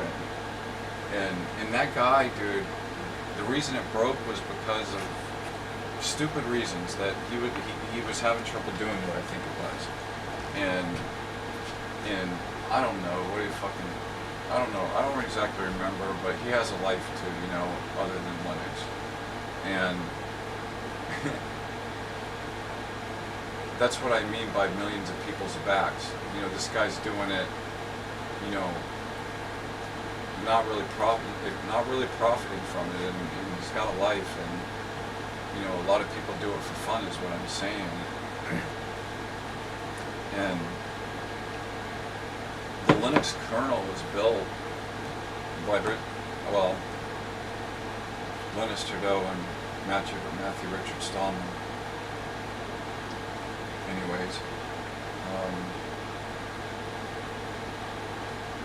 it was started a long ass time ago to be a clone of Linux or Unix, AT&T system, Bell, whatever, and people started working on it a long ass time ago in their free time. You know, Linus Trudeau, dude, he knows fucking virtually every spoken language that's mainstream, and a bunch of others too, and he knows every programming language too. He's a smart guy. Richard Matthew Stallman, he started before Linus Trudeau did, and Linus Trudeau just was Linux, and I run Richard Matthew Stallman's version, Debian GNU, GNU Linux, Richard Matthew Stallman's, because he tried to start making the kernel, and Trudeau was faster, and obviously, and all that, and so my point is the Linux kernel was built by millions of people, like Richard Matthew Stallman. That was some side shit he did, dude, to have free software. You know, like when I talk about free software, I'm talking about building Faraday cages so people can actually have privacy, like a proper Faraday cage, not some fucking metal shit. And do it in a price and not in a cheaper manner. And it's just like, you know, that's why he started his project, and he wanted to make a Unix clone. So my point is, the Linux kernel was started a long time ago for a hobby, I guess you could say, and millions of people contributed to that. And and Facebook wants to make it. Anyone who used the word, they call it a virus, and they took everybody's shit down, and then they had to put it back up. And the software they run on their servers, and probably they do their AI experiments with, and all that shit is Linux. And they want to, you know, do that. It's amazing. It's amazing. I can't believe the level of fuckery there, and it's really messed up, dude. And it's gonna happen again. Basically what that is poor people, hobbyists, and all that shit. People who wanted to make money off it, like with Paul and the POS.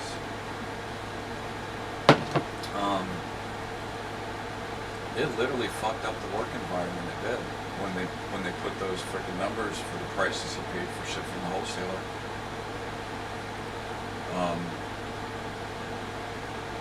You know, they wanted millions of free people's work, and they want to off the people.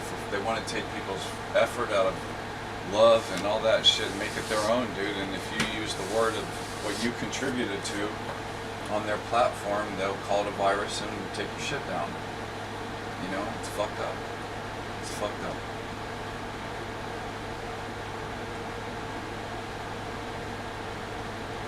It's the fucking craziest fucking bullshit.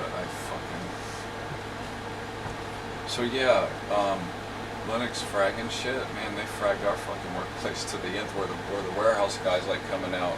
Guys, don't be mad at me. I got a family. I'm trying to pay my bills, my apartment, my power, my gas. Yes. But you cannot program a man who has already set his values, a man who wakes up each day guided by something deeper than popularity. The truth is, a Sigma male is not trying to be different. He just refuses to be false. While others twist themselves to match the world, he shapes the world by being immovable. That kind of clarity, that kind of self-trust, it is rare, and it is powerful. In final words, what happens when a man decides to live by his own standards and stops playing by society's rules? He becomes unpredictable, not in a reckless way, but in a focused and fearless way. That's why ambitious Sigma males make people uneasy. They move differently. They build without noise. They succeed without begging. And most of all, they grow without permission. Society prefers men who are easy to categorize. The loud leader, the loyal follower, the harmless dreamer. But Sigma males fit none of those boxes. They can sit at the table, flip it over, or walk away altogether. And that freedom is threatening to a world that needs people to stay in line. But here's the truth. If you're someone who thinks like this, you are not the problem. You are the wake-up call. The world may call you too intense, too quiet, too private, too focused. Let them. They don't understand. Oh, and Linux Trudeau's Red Hat, I fucking hate it, dude. I fucking hate it, dude. When I think of that, I think about when I worked on the Wi-Fi in the park, dude. It was jacked up for a long time, and I told Mike, I was like, you know, let me run around and test the nodes and see what has bandwidth, what doesn't. I use a speed tester, and I was like, so I tested over a period of time a couple of times and all that, you know, to get good results, and would ride to each node in the park and in the park campground on a golf cart and test it, and I called Checkbox, and I'm like, because I asked him previously when I talked to Checkbox, I said, can you, like, I know I'm not allowed to set it up because they don't want you to be able to do what I asked them to do. And I could call them and tell them I wanted this node to talk through this node, and I wanted that node to talk through that node. You know, basically line of sight, shortest distance to nodes with the least attenuation. And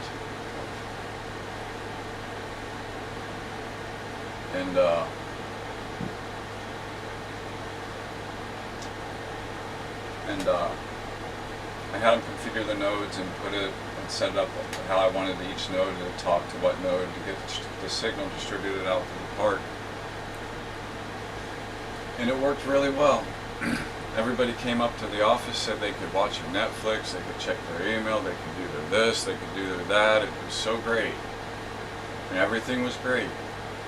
Hadn't worked in fucking a year, whatever, long ass fucking time, dude. It hadn't worked in a long time. It's just been kind of sitting there jacked up and not working. So I got it all set up, it was fine for like a while. And then one day it just stopped working. And I called Checkbox, and I asked him, I was like, yeah, I called you guys and had you set up the nodes, talking through different nodes, and I looked at all the nodes in the router, and I'm like, they're not talking through the paths that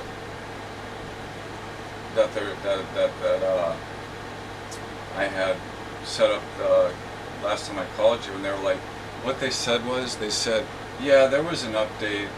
When there's an update, that's going to happen. And I was like, well, he's like, yeah, so, and I was like, okay, I was like, shit, dude. So I got off the phone with them, and I went and freaking,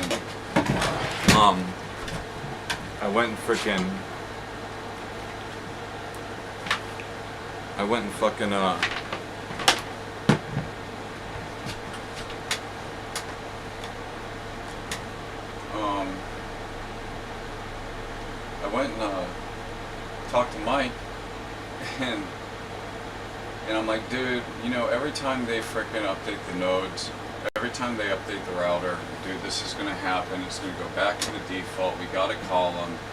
And really, dude, like, the guy didn't even offer to set them back up real quick. He just wanted to get off the phone. So I told Mike, I was like, you know, I don't know if you want to keep doing this. I was like, you know, because it's company time. I'm like, I don't know if you want to keep doing this or what, dude, but every time they do an update, we're going to have to call them and set it up again. And at that point, you know, it was pretty much the decision was just made, like, to not even do it, you know, because we're going to be calling them all the time, you know. Every time they do an update on it, we're going to call them and have to set it up again, instead of them just offering to freaking do it. And they pay a subscription fee for Checkbox equipment. Like, if they could have someone like set up a system and give them a very detailed manual on how to remove nodes, how to find a bad node, replace the node, how to set up paths, if you replace one, put it on the same path it was, have a log of what the paths were, like whatever it took, you know, so the maintenance man here could do it, you know what I mean, and have a manual, have like on how to manage their own system. But Checkbox wants to create problems like I guess that system was put in like 15 years ago or something, and it has 90 megahertz or 120 megahertz bridge. Fucking, I think it's a 90 megabits or 80. Is it fucking 80? I don't know, dude, but it's smaller, and you see the thing. My point is it's 5G and 2.4G, and as far as I know, all 5G is faster than freaking 110 or whatever that bridge is. And the thing is, dude, is instead of like upgrading the bridge and giving them something better, you know, like, I mean, they just keep replacing one in at a fucking time, you know? One in at a fucking time.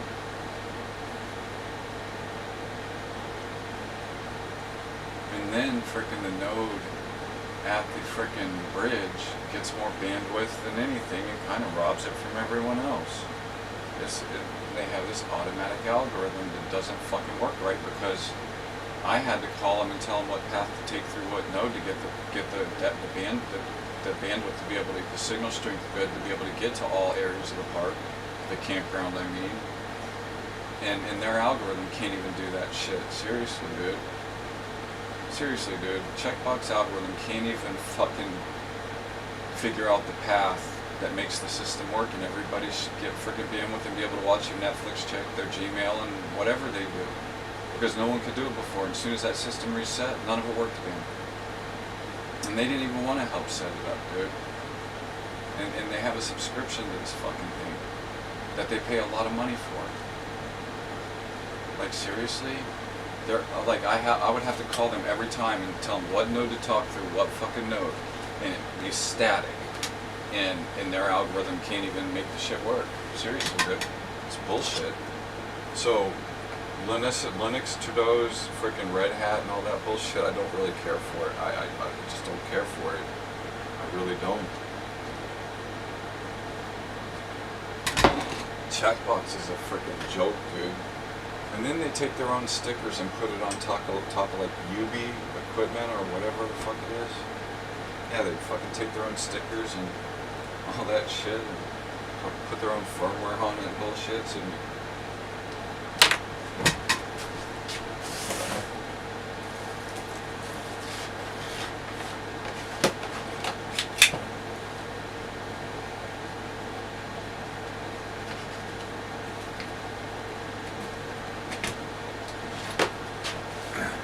Checkbox is a subscription service that does not want to resolve your problem, and when you do something their algorithm can't do, like static paths, so the signal, the bandwidth actually gets through the whole park through a good signal strength on what node talks to what node, and their algorithm's supposed to take care of all that. They don't want to fucking help you, dude. Their algorithm doesn't even fucking work.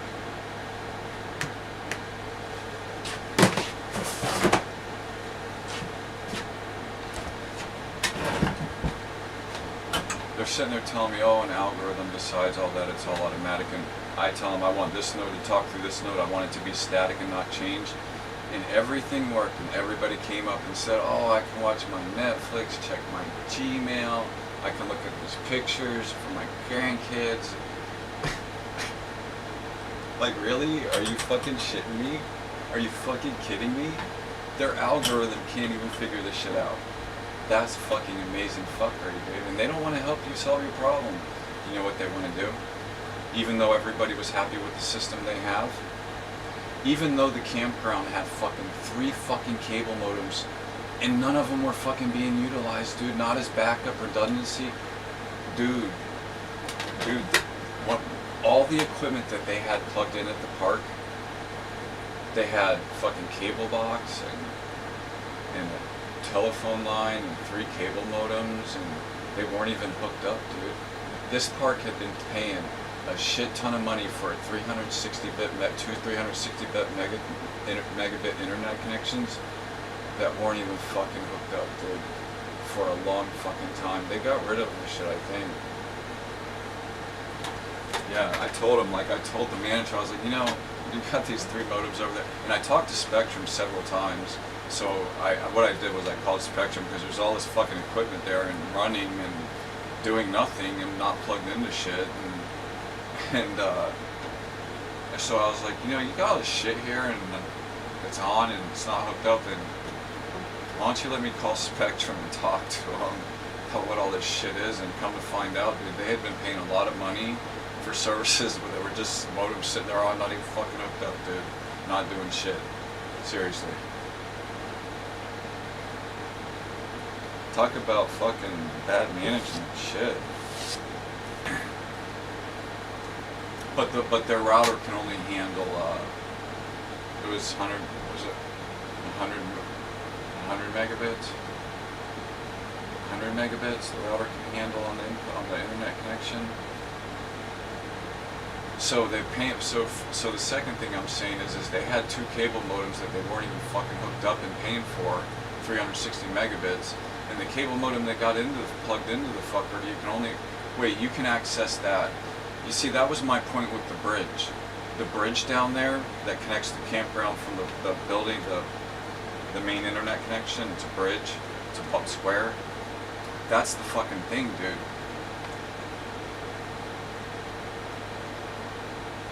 The node on top of the main office for the Wi-Fi at the main office that's connected to campground Wi-Fi, and then there's a bridge that sends it to the park.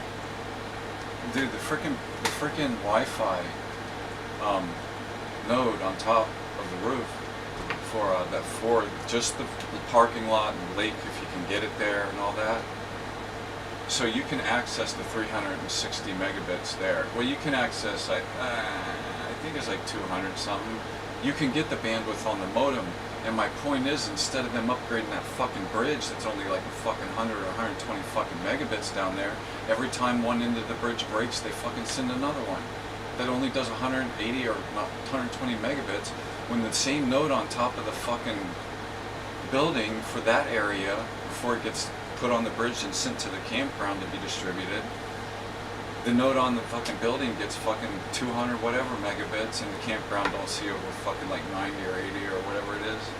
So they say they being that they have a subscription service, that company, instead of sending when one end into the bridge breaks, just keep replacing fucking ends of a fucking 15-year-old bridge technology, they should have sent them a new bridge so the bandwidth that you can get on the node on top of the fucking community building, they can get that shit in the park with the bridge. The bridge is the bottleneck, is what I'm saying. The nodes out there, they can handle that. Well, maybe 2 or 3 of them can, but the other ones are the same. And there's a fucking like a 80 or 90 megabit bottleneck with that bridge, dude. And fucking kidding me, dude? It's a subscription service. Are you fucking shitting me? Checkbox fucking sucks, and that's all I gotta say about that shit. I don't know if you understood me or not, if anyone ever hears this. But yeah, that's the fucking checkbox, and they fucking suck.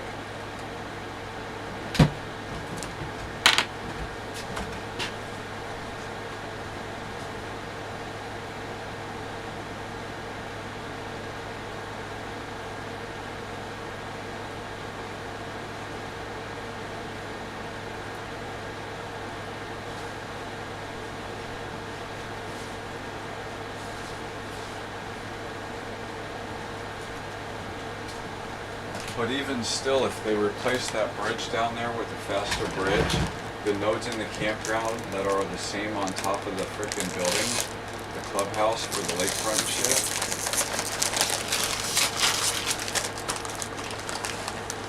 even if there's a couple of nodes out there that are slower, the thing is you can move the signal through the nodes through the freaking campground on the fast nodes that can handle the bandwidth that the one on top of the building can do 280 because it's right there and it doesn't have to go through that fucking 90 megahertz bridge. You upgrade the bridge and then use those nodes that are already there that are fast as the one on top of the building, and then you take a signal off of that one and put it on a slower node. So what you're getting is all the faster nodes being fast as shit, and then when the slower nodes with the slower speed, you tap into one of the faster nodes, so basically the slower node's going to get good bandwidth too, and you're utilizing what's there.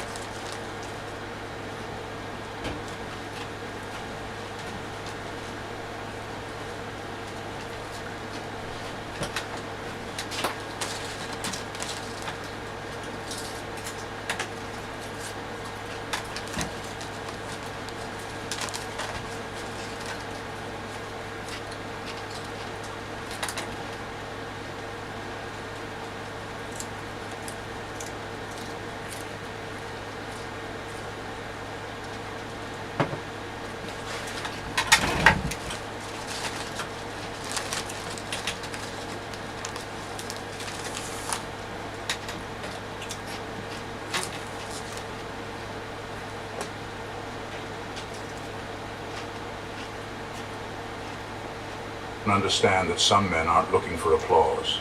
They are looking for impact. They don't need to be understood. They need to stay sharp, stay grounded, and stay moving. So if your ambition makes people nervous, keep going. If your independence makes you stand out, lean into it. You were never meant to blend in. You were meant to build something that lasts long after the noise fades. Being a Sigma male isn't a trend, it's a mindset. One that says you don't need to be watched to win. You just need to stay locked in and let your work speak louder than your words. And remember this, if society fears your ambition, it's only because deep down they know it's real. Keep moving, keep building. You're not behind. You're just playing a different game. And eventually they'll realize you were never playing at all. Thank you for watching, gents, and God bless you.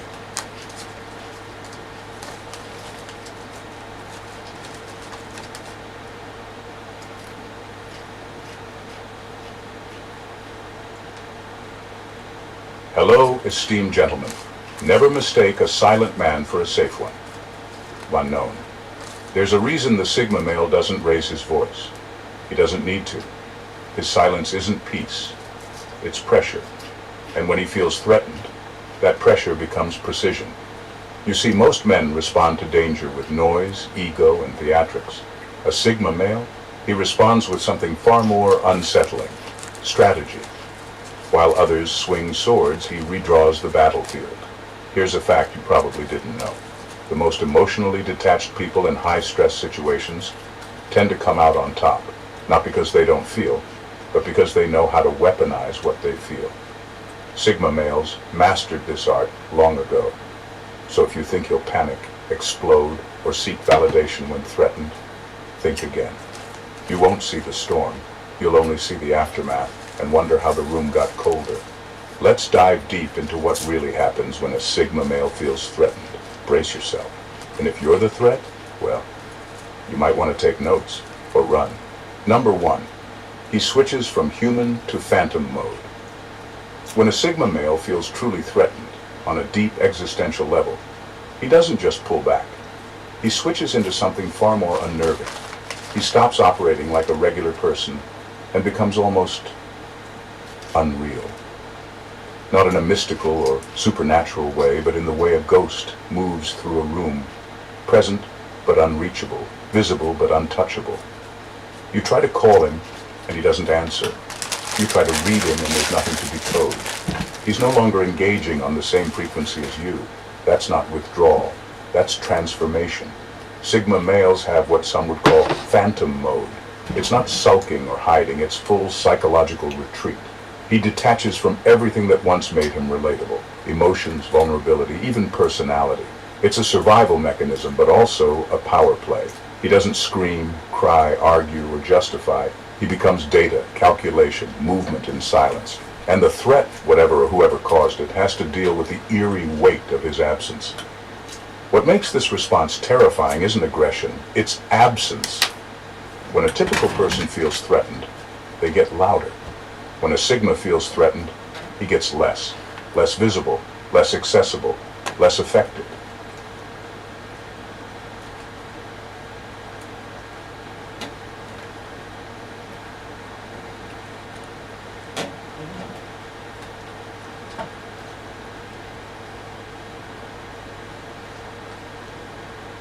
So a terrible job report and a possibility of yet another stimulus/rebate check. That's sum up today's video, and let's jump right in. This is Hassett, one of Trump's guys, talking about said things. Let's watch. Inherited, and so inflation has come down, and inflation has come down for a lot of reasons, but I think the main reason is that we're no longer printing money and sending it to people like the Bidens did. That's a recipe for inflation. Okay. So according to Hassett, recipe for inflation is sending out stimmy checks and blame Biden, right? That's what you do. But just to remind you, Trump sent out stimmy checks, and Biden sent out stimmy checks, and now Trump is talking about doing it yet again. So a lot of the stuff that Hassett says, he tries to act like, and basically assume that you're stupid, that you can't understand what he's saying, and that's what the games that they play. So you can easily look this stuff up. Both Trump and Biden sent out some of those checks, and now they're talking about doing it again. So what's going on with this stimulus/rebate check? Let's see. To ask you about this talk of tariff rebates, the president consistently arguing that consumers don't pay tariffs. If that is the case, Mr. Hassett, why would you issue a rebate? Which is a really good question, because this Trump and all his minions and Fox News keep saying, guys, other countries are going to pay the tariffs, other countries, right? Which is a total lie, right? They lie nonstop about this stuff. And so that's a good question. If we don't pay, why are you giving us a rebate? Let's say you. Well, what's going to happen, right, is the CBO has estimated that we're going to get $3 trillion more in revenue. And so what Congress is going to do when they see all that revenue is they're going to decide what are we going to do with it. They could use it all to reduce the debt, or they could give some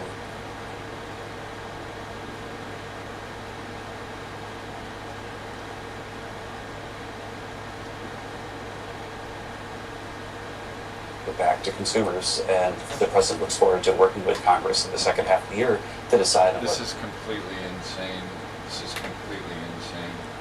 the best way to use that money is. In fact, we think that the CBO estimate of $3 trillion is now pretty low. Honestly, when I look at this dumb fuckery, I say to myself, I was talking to Jan earlier in her room, talking about how messed up shit is. And I told her, I was like, one of the possibilities in my mind is that they drilled deeper than they ever have, and they vented some type of gas in the atmosphere or some shit, and I'm like, I can accept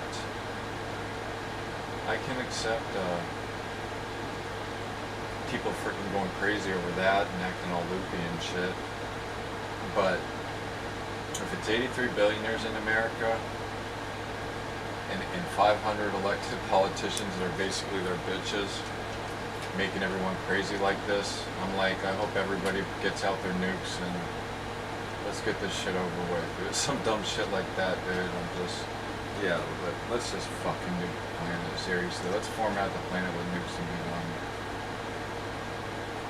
Seriously, I can accept drilling into a pocket of gas or something and everybody going fucking crazy, but 83 billionaires and 500 elected bitches to billionaires making all this shit happen. I hope everyone gets their nukes out soon, I really do.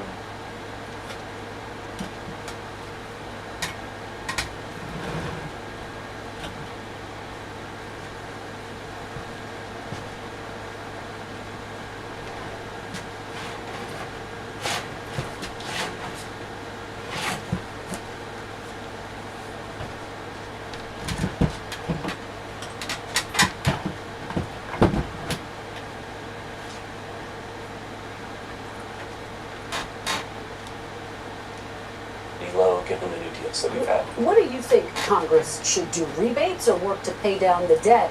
Because you have, for example, some Republican senator, Senator Rick Scott, we ought to do everything we can to give money back to the American public, but we've got to first balance our budget.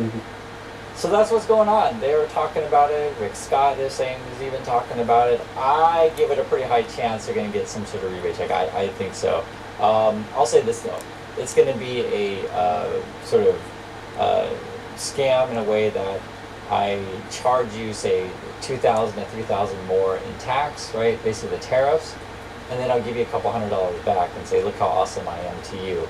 And if you're easily fooled by this kind of stuff, I feel sorry for you. I don't know what to say, but this is the game that they're going to play, right? Take more from you than they give back, and then when they give back, say, look how much I love you. Manipulating job numbers. Mr. Hassett, what evidence does the administration have that she manipulated the jobs numbers? Right. Well, what we've seen over the last few years is massive revisions to the jobs numbers. In fact, they were extremely reliable, the kind of numbers that you want to guide policy decisions and markets through COVID. And then when COVID happened, because response rates went down a lot, then revision rates skyrocketed, so that the typical monthly revision often was bigger than the number itself. And now we had a number that just came out. The actual number for the month wasn't so bad, but the 2 months before were revised down by more than had ever happened since 1968. So I want to highlight this part where he looks up, right, and now he's talking about some obscure thing in 1968. The reason why I'm pointing this out is that Hassett's not dumb. He's actually quite smart. He's just a liar. He has a PhD in economics. He went to my school, University of Pennsylvania. I'm telling you, the guy, he's not dumb. He's just a liar. And when you see this kind of stuff where they're very particular on a certain point, he's like, okay, I have this talking point memorized. You know that the stuff that they're saying is planned. So they're not just saying stuff by mistake. This is all planned by him. Yeah, and it's like your parents tell you, look in my eyes when you're a kid, when you're talking to me, look me in my eyes. And someone asks Trump a question and he goes like this. He's disrespecting every fucking parent that fucking exists out there. Every parent that told their kids, you look me in the eye, you look people in the eye when you talk to them. When you talk to people, you look them in the eye, and Trump's out here doing this shit. It's fucked up, man. Disrespecting every fucking lesson that a fucking parent taught, dude. Look at my hands, idiot. And the thing is it's so in your face, dude, you can't not do it.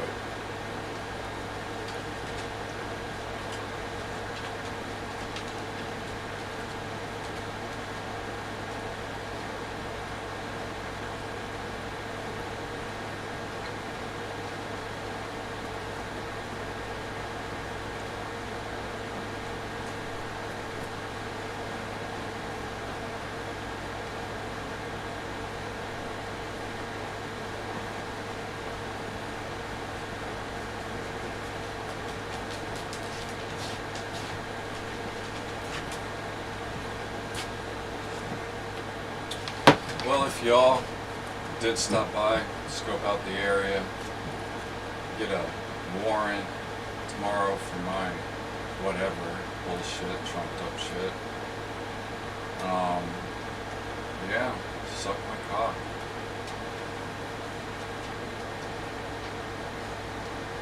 Yeah, but I don't know, man. I'm expecting something tomorrow. It's Monday. Judge will be in there.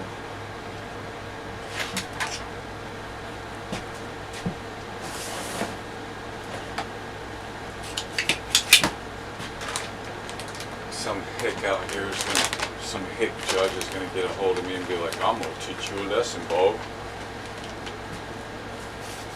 I got my gravy train biscuits on the track,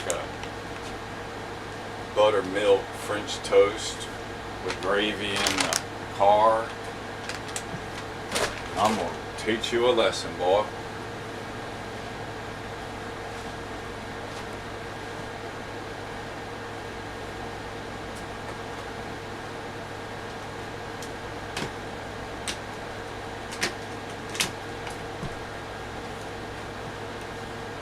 Gravy train flip flam flop flops. I'm gonna teach you a lesson. Yeah, that's about fucking people. I say I'll never get over the thing where that congressman talking just that the congressman or the climate scientists had to address Congress or whatever the fuck it was, whatever branch of government it was. Fucking assholes sitting there. When I put ice in my glass of iced water, I tell you, when the ice melts, the water doesn't overflow over the edges.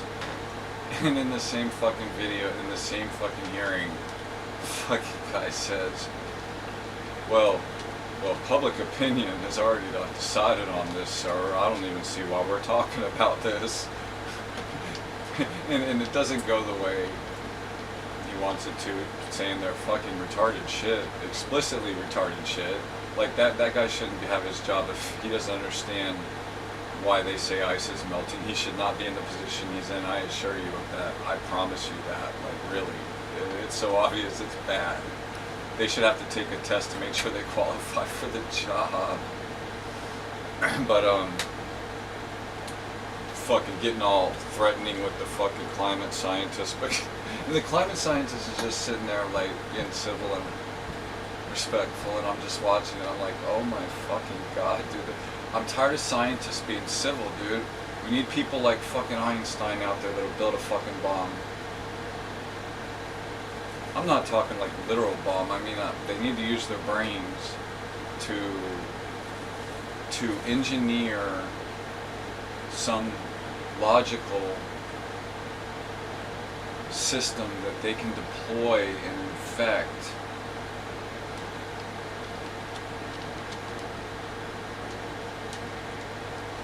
a lot of shit.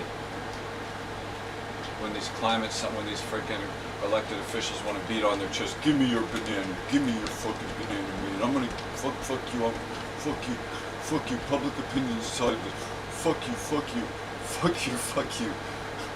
When I put my ice in my glass of ice water, the tea, when it melts, the water doesn't overflow over there. Bitch, give me your fucking banana, bitch. I'm a fucking idiot. I need to beat my chest and say stupid shit that makes me look like I shouldn't have my fucking job. Making me crazy.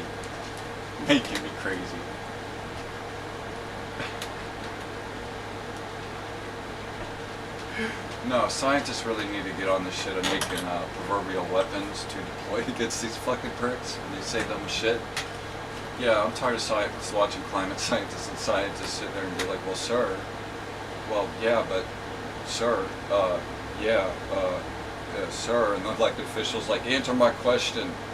Well, it doesn't let him say what he's gonna let him answer the fucking question. Dude, the fuckery runs so fucking deep.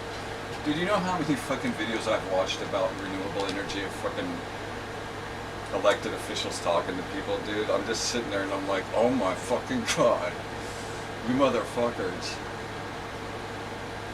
Yeah, when shit with renewable energy happens, that people try and blame on whatever reason. I'm at fucking power plants reading shit, dude. Their power plant websites, the people that generate the power websites reading their shit. Seriously, dude. They're fucking such pieces of shit liars, dude. I'm fucking so sick of their shit.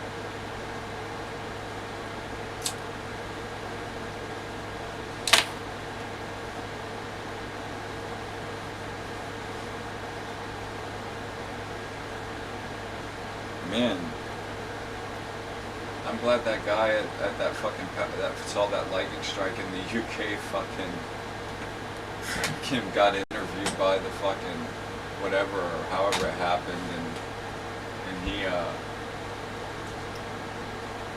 he put it out there, dude. It was a fucking lightning strike, and they tried to blame it on renewable energy. Like seriously, dude. They seriously blamed it on renewable energy, and then I went to look at the power plant's fucking website that's connected to that shit, dude, and they're fucking dissing and fucking throwing mud at renewable energy, and I was just like, oh my god, the fuckery runs so fucking deep, dude. Man, I can imagine a Neuralink where I could just like, maybe type something on my keyboard and just numb my brain sometimes. I can... You know, I hear the rats with electricity to the brain. I don't know, they did some shit where they cut a rat's brain open and a head open, and attach some electrodes to it, and every time the fucking rat hit the fucking button, dude. Yeah, I don't know, man. The way I post shit on Twitter sometimes, and the algorithm will think I'm like a bot or something or some shit.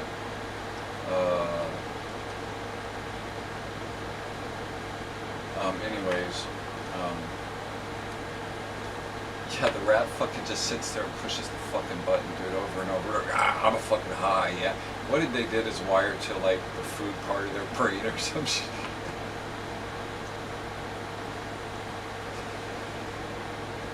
Yeah, I heard some other experiment they did with a human like that, and they literally had to take the guy away from the fucking button, dude. Oh my god. I want a Neuralink that I can have an interface to. I truly do. I truly do. No, I want to be able to like, whatever programming, I want to be able to like have some options that I can change in it, you know, when I want to. You know what I'm saying? Connected to my Wi-Fi. Connected to my Wi-Fi.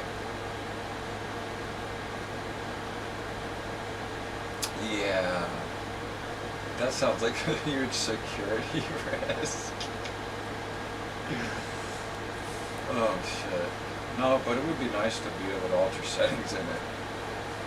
For sure. They're gonna put a chip in your head and tell you you can't change settings on it. Let's see how long that shit lasts.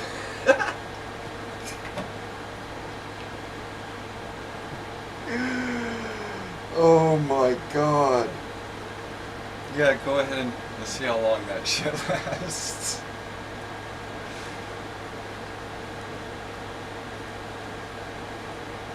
They'll have to pull the power rating on it and all that shit too to get away with it. Yeah, when you do that, you're gonna have to like give false numbers for the power used and shit.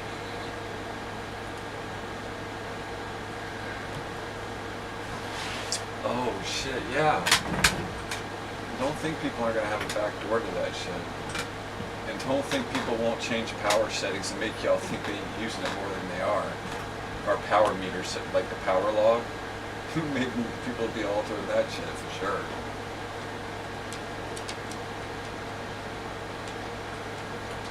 Oh my god. Oh my god.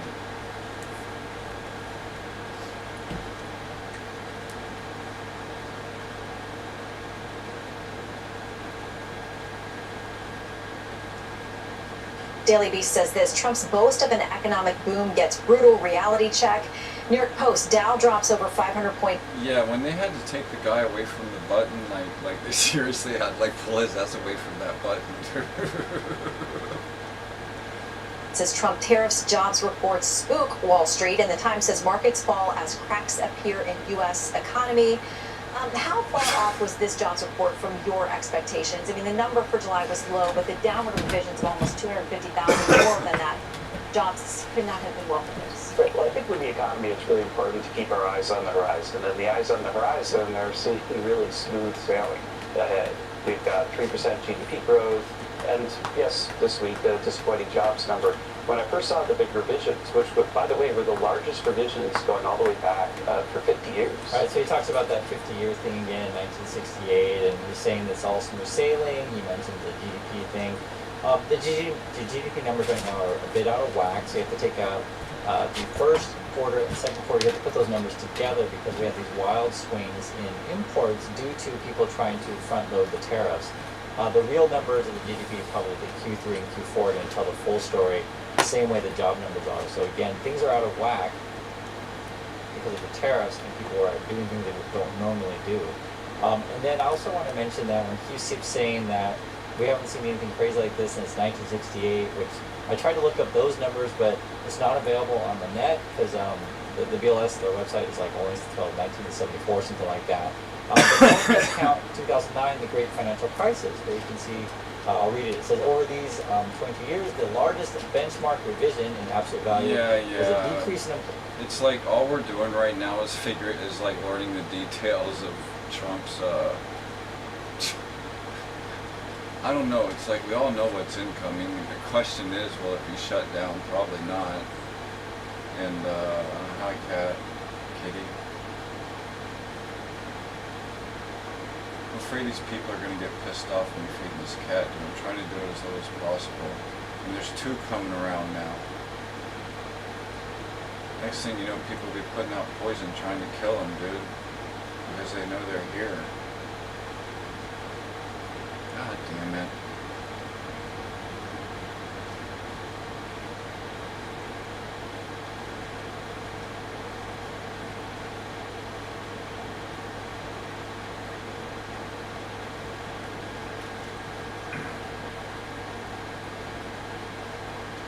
Yeah, I don't know what to do about that, dude. I don't know what to do about that. Dude, if these cats come around too much, dude, someone's gonna throw some poison out here somewhere for them.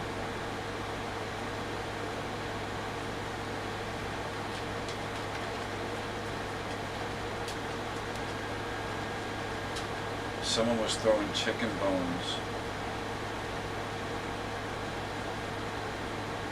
hiding chicken bones around the park. Seriously, dude. There was like 2 spots with chicken bones in them. Fucking for real, dude. Under a leaf or some shit. I've been at, like, under some leaf or something. Dude, it was fucking, man. I found some fucking, like tucked a little kind of hidden in the ground in the park. And there was somewhere else around here. Yeah, dude, but people put out chicken bones too to try and make people's dogs eat that shit, dude.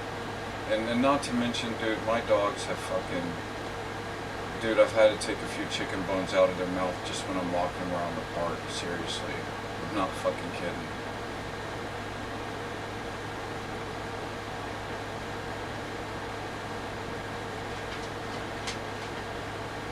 People shouldn't throw chicken bones, and it's been obvious, dude. Someone was like trying to fucking get dogs to choke on them around here twice. That shit was intentional, dude. It was fucking intentional. Freaking 2 people down there got in it. 2 people over there got in an argument, dude. You know, when people do shit around here, dude, you know who it is. You know who the fuck does shit around here. There's his 3 cats that got fucking killed. We all knew who it was. Everybody knows who it was. It's like the nails in my driveway. I had to check my driveway all the fucking time when I worked here, dude. Fucking the maintenance shed, dude. We had to check for nails out there every day. I looked for nails out there. It was that fucking frequent. And you know what? Billy moved out. Billy, this fucking guy, this asshole that I think killed his cats. I'll know. But anyways, dude, after Billy moved out, dude, and I always thought it was Billy, dude. I always thought Billy was the one throwing nails in people's freaking driveways. I'm not kidding, dude. I'm serious. I don't know what's going on at the maintenance shed machine anymore, but since Billy left, dude, I have not found a nail or a fucking screw in my driveway. Seriously. I think it was Billy that he said freaking did his cats, and they got into some argument. The next thing, all his cats were dead. Oompa Loompas down there. Freaking a cat sprayed on her pot in her driveway, and freaking she shot the cat with rock salt, dude. I'm like, what the fuck? So now I'm like, I'm fucking afraid to feed these cats now. Shit, dude.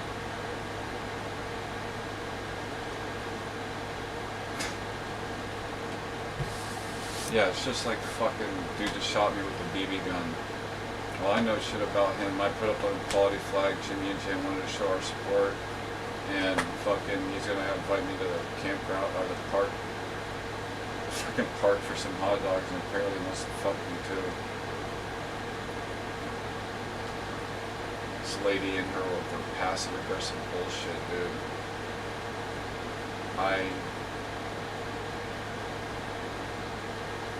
You know, it got so bad to the point with her that the last time I stopped, I didn't even stop and talk to her. I didn't stop, dude. I just kept walking.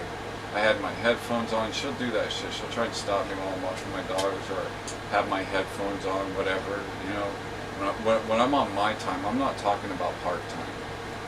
And the last time she did it, I was just like, what she normally does is starts a little talk and it says something about the dogs. But you know what? I walk my dogs around here too, and they all bark and they let you know they're there. I don't know what to tell you. I deal with it too. When I used to walk my dogs, but you know, people stopping in front of my house, flicking us off in front of the cameras and shit. I don't know, dude. And I was talking to Groker about it, and he's like, I'll put it in a simple way. Groker was like, you should watch your back for flying symbols and shit.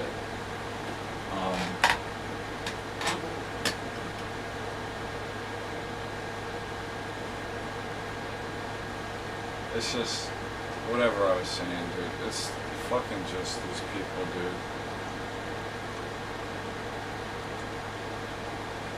Oh no, I just kept walking and like shaking my head like,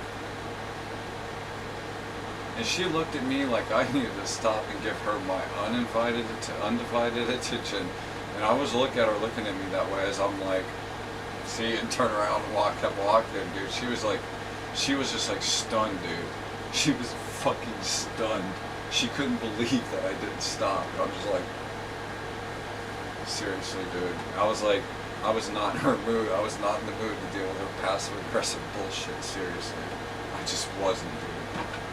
And then I haven't had to deal with her since. Yeah, I think since then we don't even really look at each other anymore. I don't look at her. She ain't tried to stop me in the middle of the damn street while I'm listening to music. I'll tell you that shit. She don't do that no more. My headphones are my passive aggressive freaking filter. I don't have to, like, people can't, hey, and stop me. I'm like, I got my headphones on, don't fuck with me. I don't want to be fucked with. And when they make me take them off, dude, yeah, dude, that's what she got. Next people that try and talk to me and make it a point to fucking talk to me, I'm gonna look at them with my headphones on and not even take them off in a minute. If they try and really fucking make me talk to them, dude, like seriously, I'm gonna try and just wave and keep going, even if I know they're talking to me. Someone yelled at me once, dude, to fucking get my attention. I couldn't ignore him at that point, you know. I couldn't ignore him at that point. So I had to take them off.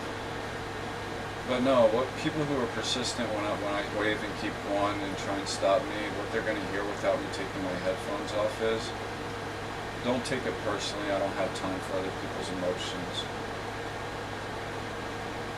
Or, I don't know, something like that. Whatever I come up with on the fly that comes out at the moment of work, just fine. No, seriously, dude. Seriously, I managed to ignore someone out here. They were like persistent driving by in their car trying to talk to me while I was walking my dog on the road side right there. They just kept going and fucking kept going. I ignored them. I didn't even look at them, but they wanted to get my attention. They did, but they didn't get it. And they kept driving slow and trying to get my attention for a moment, and I was just like, nope, not dealing with it. Not dealing with 90% of your communication being expressed through your body. Not dealing with it. Don't care.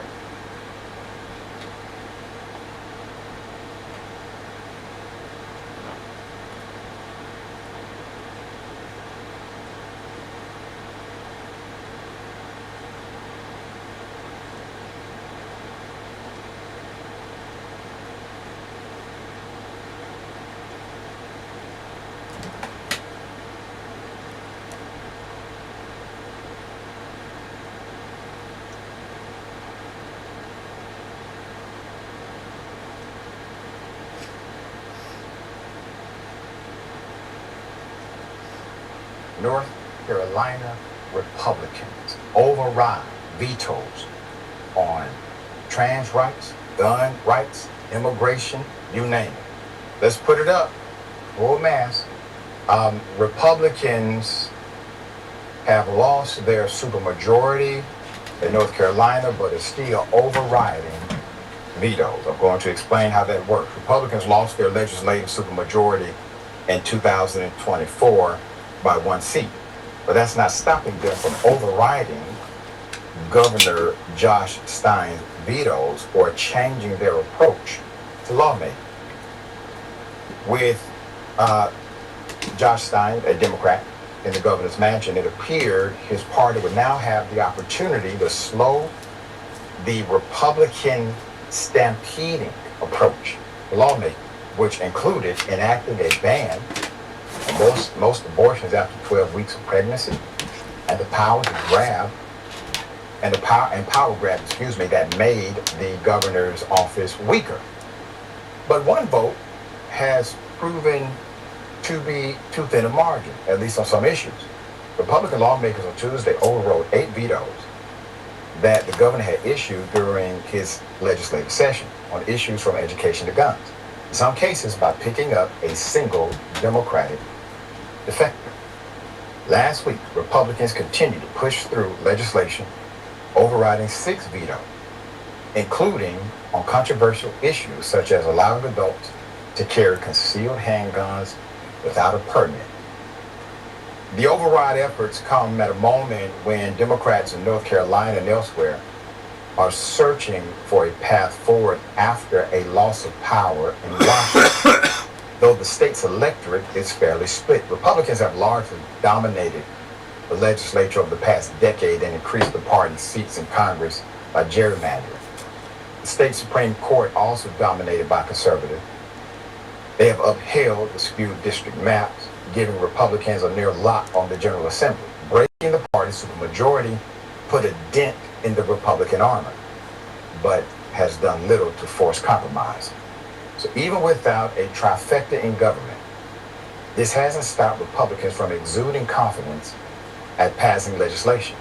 The Speaker of the House said, Destin Hall posted on X, quote, "Happy veto override day to all that celebrate." The governor cast himself as a moderate Democrat while campaigning last year against his firebrand opponent, Mark Robinson. He has tried to extend an olive branch to Republican leadership, including saying that he will support the party's House budget proposal. However, working with Republicans is not the biggest problem for the governor. Conservative lawmakers have described their relationship with the governor as respectful, if not warm. But Chris Cooper, a political science professor at West Carolina University, said the, quote, honeymoon seems to have come to an end, end quote. Perhaps the bigger concern for the governor and other Democratic leaders lies within their own party, which was unable to prevent defectors from voting with Republicans on some bills. Quote, breaking the supermajority is only helpful if the minority can keep their caucus united. There you go. When you have a supermajority, that means in the state legislature that whatever the governor says don't matter, because the supermajority can always come back to the table and override the governor. That's it. That's what it means. So they have lost the supermajority in writing by the slimmest of margin, one person. So they only have to select one individual on the Democratic side in order to still maintain the supermajority in fact. Okay? So that's what they've done. And Democrats would have had to hold all Democrats in order to stop this supermajority from taking effect. Put them up full man. There are still many bills that Republicans are pushing through, including bills that would ban diversity, equity, and inclusion in public schools, in universities, also state agencies. Another new law would require greater cooperation between local law enforcement and federal immigration agents, which every Democrat voted against earlier this year. Among the bills that became law over the governor's veto were a measure allowing employees at private schools to carry concealed weapons, letting parents pull their children out of lessons they think violate their religious beliefs, and a broad energy bill eliminating efforts to combat climate change. Another new law includes measures related to gender and identity in medical malpractice lawsuits and education that are Dude, what are they doing? What are they doing? They want to be able to opt their kids out of science. That's not a good thing. Like, you all are seriously putting yourselves at a serious disadvantage. You know, you know what you realize what y'all is doing is like a witch hunt, right? I mean, seriously. Seriously, do y'all really think that you're gonna basically do a witch hunt, book burnings and all that bullshit? You know, do you really think it's gonna work out for you? I don't think it is. I would say I know it's not gonna work out for you.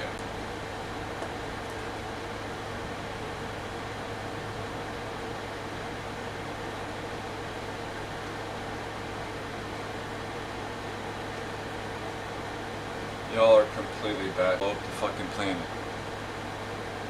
They will be, Fox News will be the ones. At 16 years old, I thought that shit. Look at what's happening. Literally, they have a feedback loop in the White House. A fucking feedback loop in the White House. They have proven that Trump's decisions are based on what Fox News, the TV, and the fucking White House is playing for him at the moment. Yeah. They have a fucking feedback loop in our fucking White House Oval Office that the guy sits there and watches, and they influence what he does. That's fucking real. But I will give credit where credit's due, and I gotta give Fox News credit on that shit. For real. They're fucking assholes.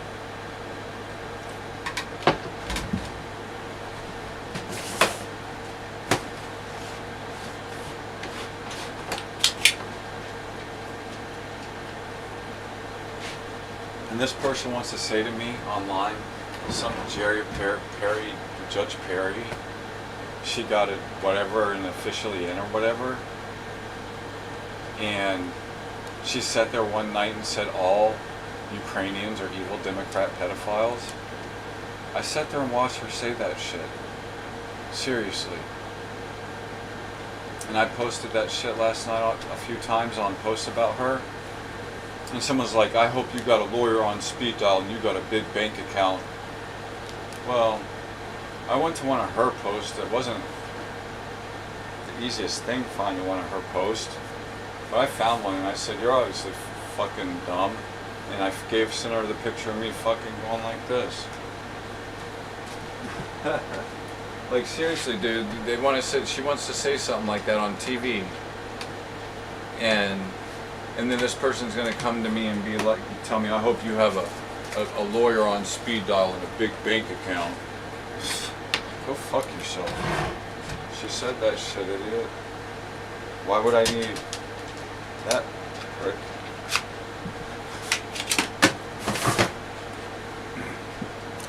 It's probably a bot. Maybe. I don't really give a shit. Let's get more nukes. Let's get everybody's. Let's everybody make their nukes fucking active. Let's make that happen. Fucking seriously, dude. Let's have everybody say like, all right, my nukes are ready to go, you motherfuckers. You want to play? You want to play?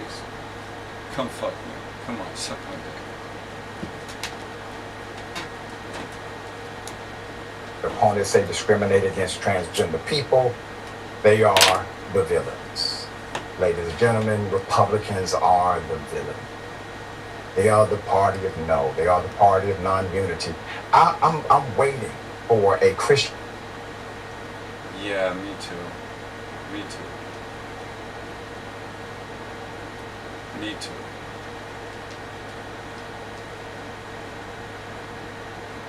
What the fuck?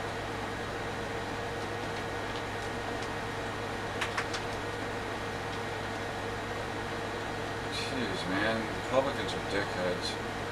Causing shootings and people that vote for them that park a Tesla in front of a motel full of fireworks and gasoline and light it and sit in it. And it's pretty fucked up. So yeah, either y'all are gonna get shut the hell down real quick, or at some point, this shit's gonna escalate into a bunch of the frickin' center and left dying, getting unalived and fucking. You know, either y'all blow up, the whole planet gets blown up. Seriously, and if you think that China needs to get nukes up, listen, if China knows they're screwed, and they can't avoid you. All they got to do is set off nukes on their soil, under their ground, you know, whatever. It's gonna affect the whole world. You know that, right? They could have some shit to go ready to go with to vent some chemical into the atmosphere that'll really fucking jack shit up.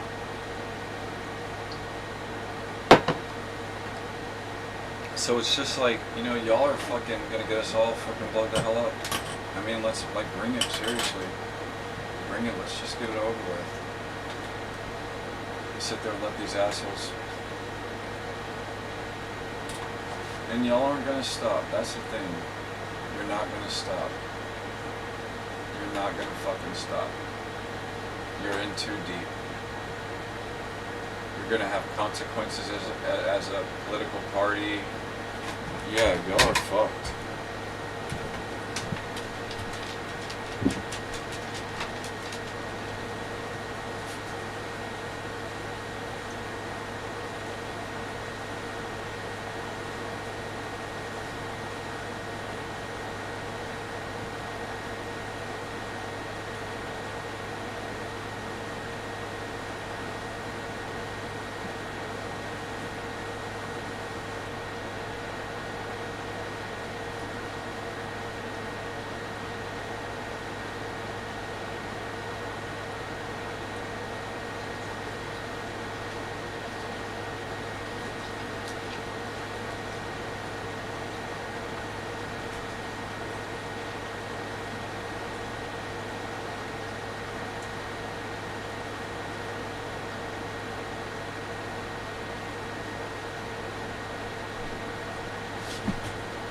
You know what?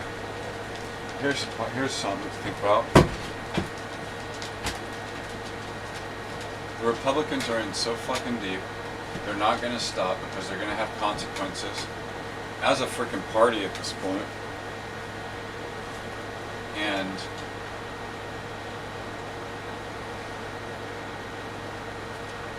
they let Donald Trump enable them, you know? And he was the enabler of all of it. And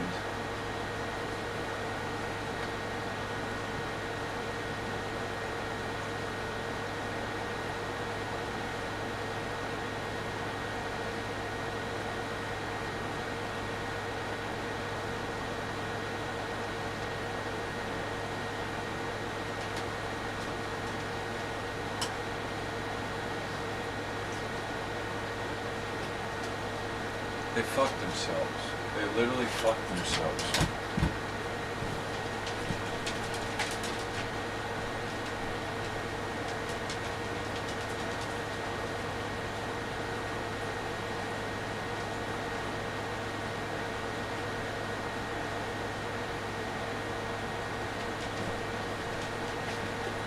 Somehow I got something on my lap.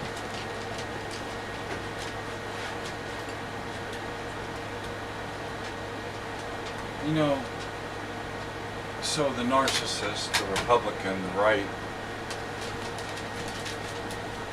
you see, dude, like, so they got their little numbers of bullshit that are registered frickin' Republicans, and they were voted in as Republicans, and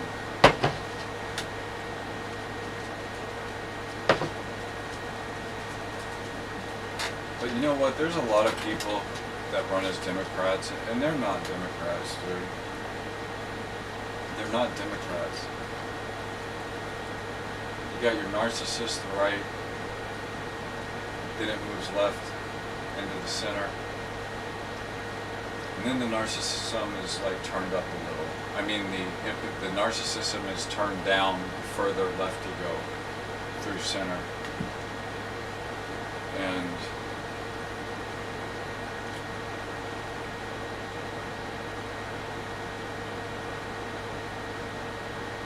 when you get so far left, what you end up with is like empaths who care about what's happened to people, who you know, they may acknowledge not the best of stuff that happens and trying to help the best way that they can think to a certain point. within reason. And that's the whole thing with drugs being on the streets everywhere and crime being able to get what it has. And basically that leads back to Richard Sackler and his lie to the FDA. I mean, if you want to get down to the nuts and bolts of it. And you can go fact check that shit. It's easy to do. Go fucking find out.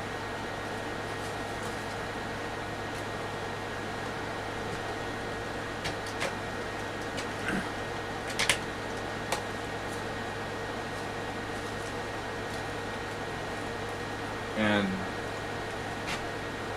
so those kind of decisions happen where it gets like that because Richard Sackler basically put hair on, or made it virtually accessible everywhere.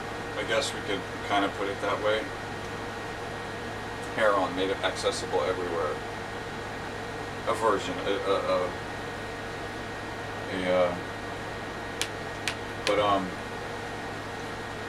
so it's like, so those decisions happen like that for a reason, dude. You know, Richard Sackler got to keep $6 billion of the 12 he made off of his lie to the FDA.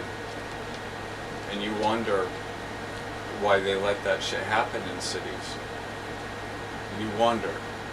Richard Sackler, the cops worked for him, clean up his mess, all that shit. He created that mess.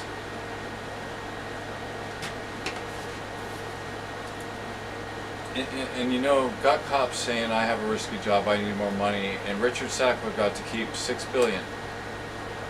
That half that got taken from him in that lawsuit, of whatever sort it was, some of it went to helping the problem, but the point remains is he got to keep half the money, $6 billion, off of that he profited from his lie to the FDA. And it was a lie, dude. He knew it. And what's even worse, he wanted to make an oxy for kids. That gets even worse. And so you wonder why the Democrats, or why that, I'm not going to even say Democrat at this point. I'll sit there and say, let's try and be humane, everyone. And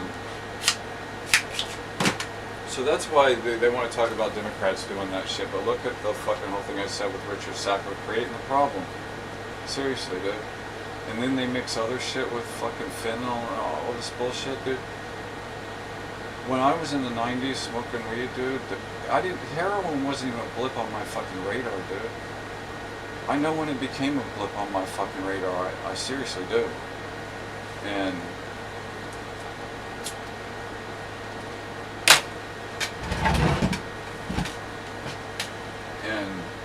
it's just like,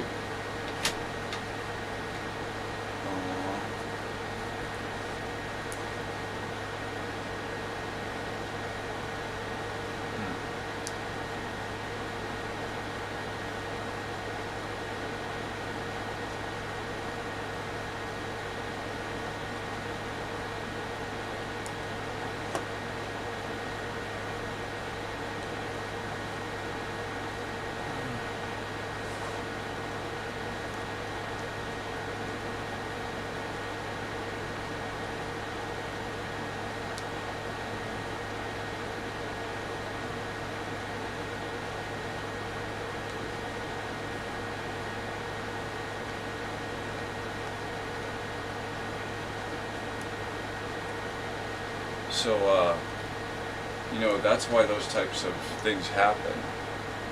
That's an example.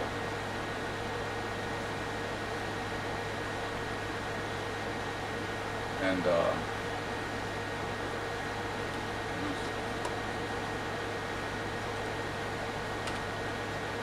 you can't deny it, you can't get around it.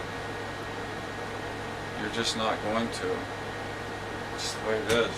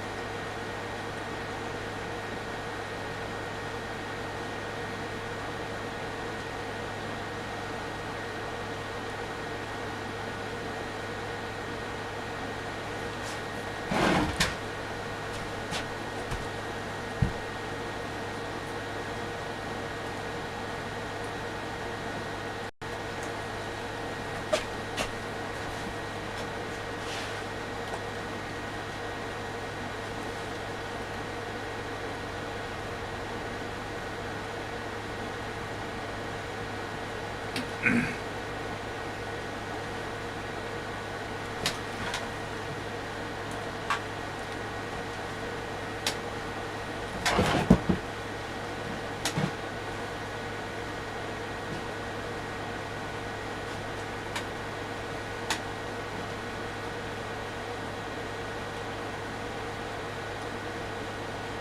yeah, it's like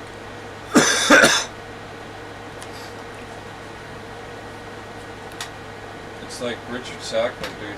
He kind of created the whole problem, and he got to keep all that money and shit. And yeah, so all that happened.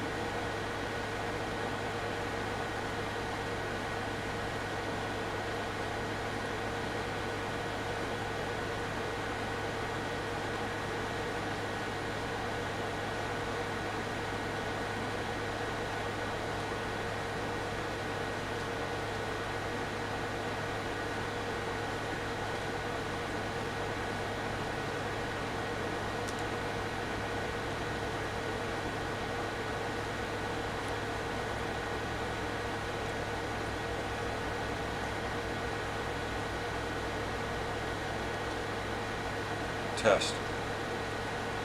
Test.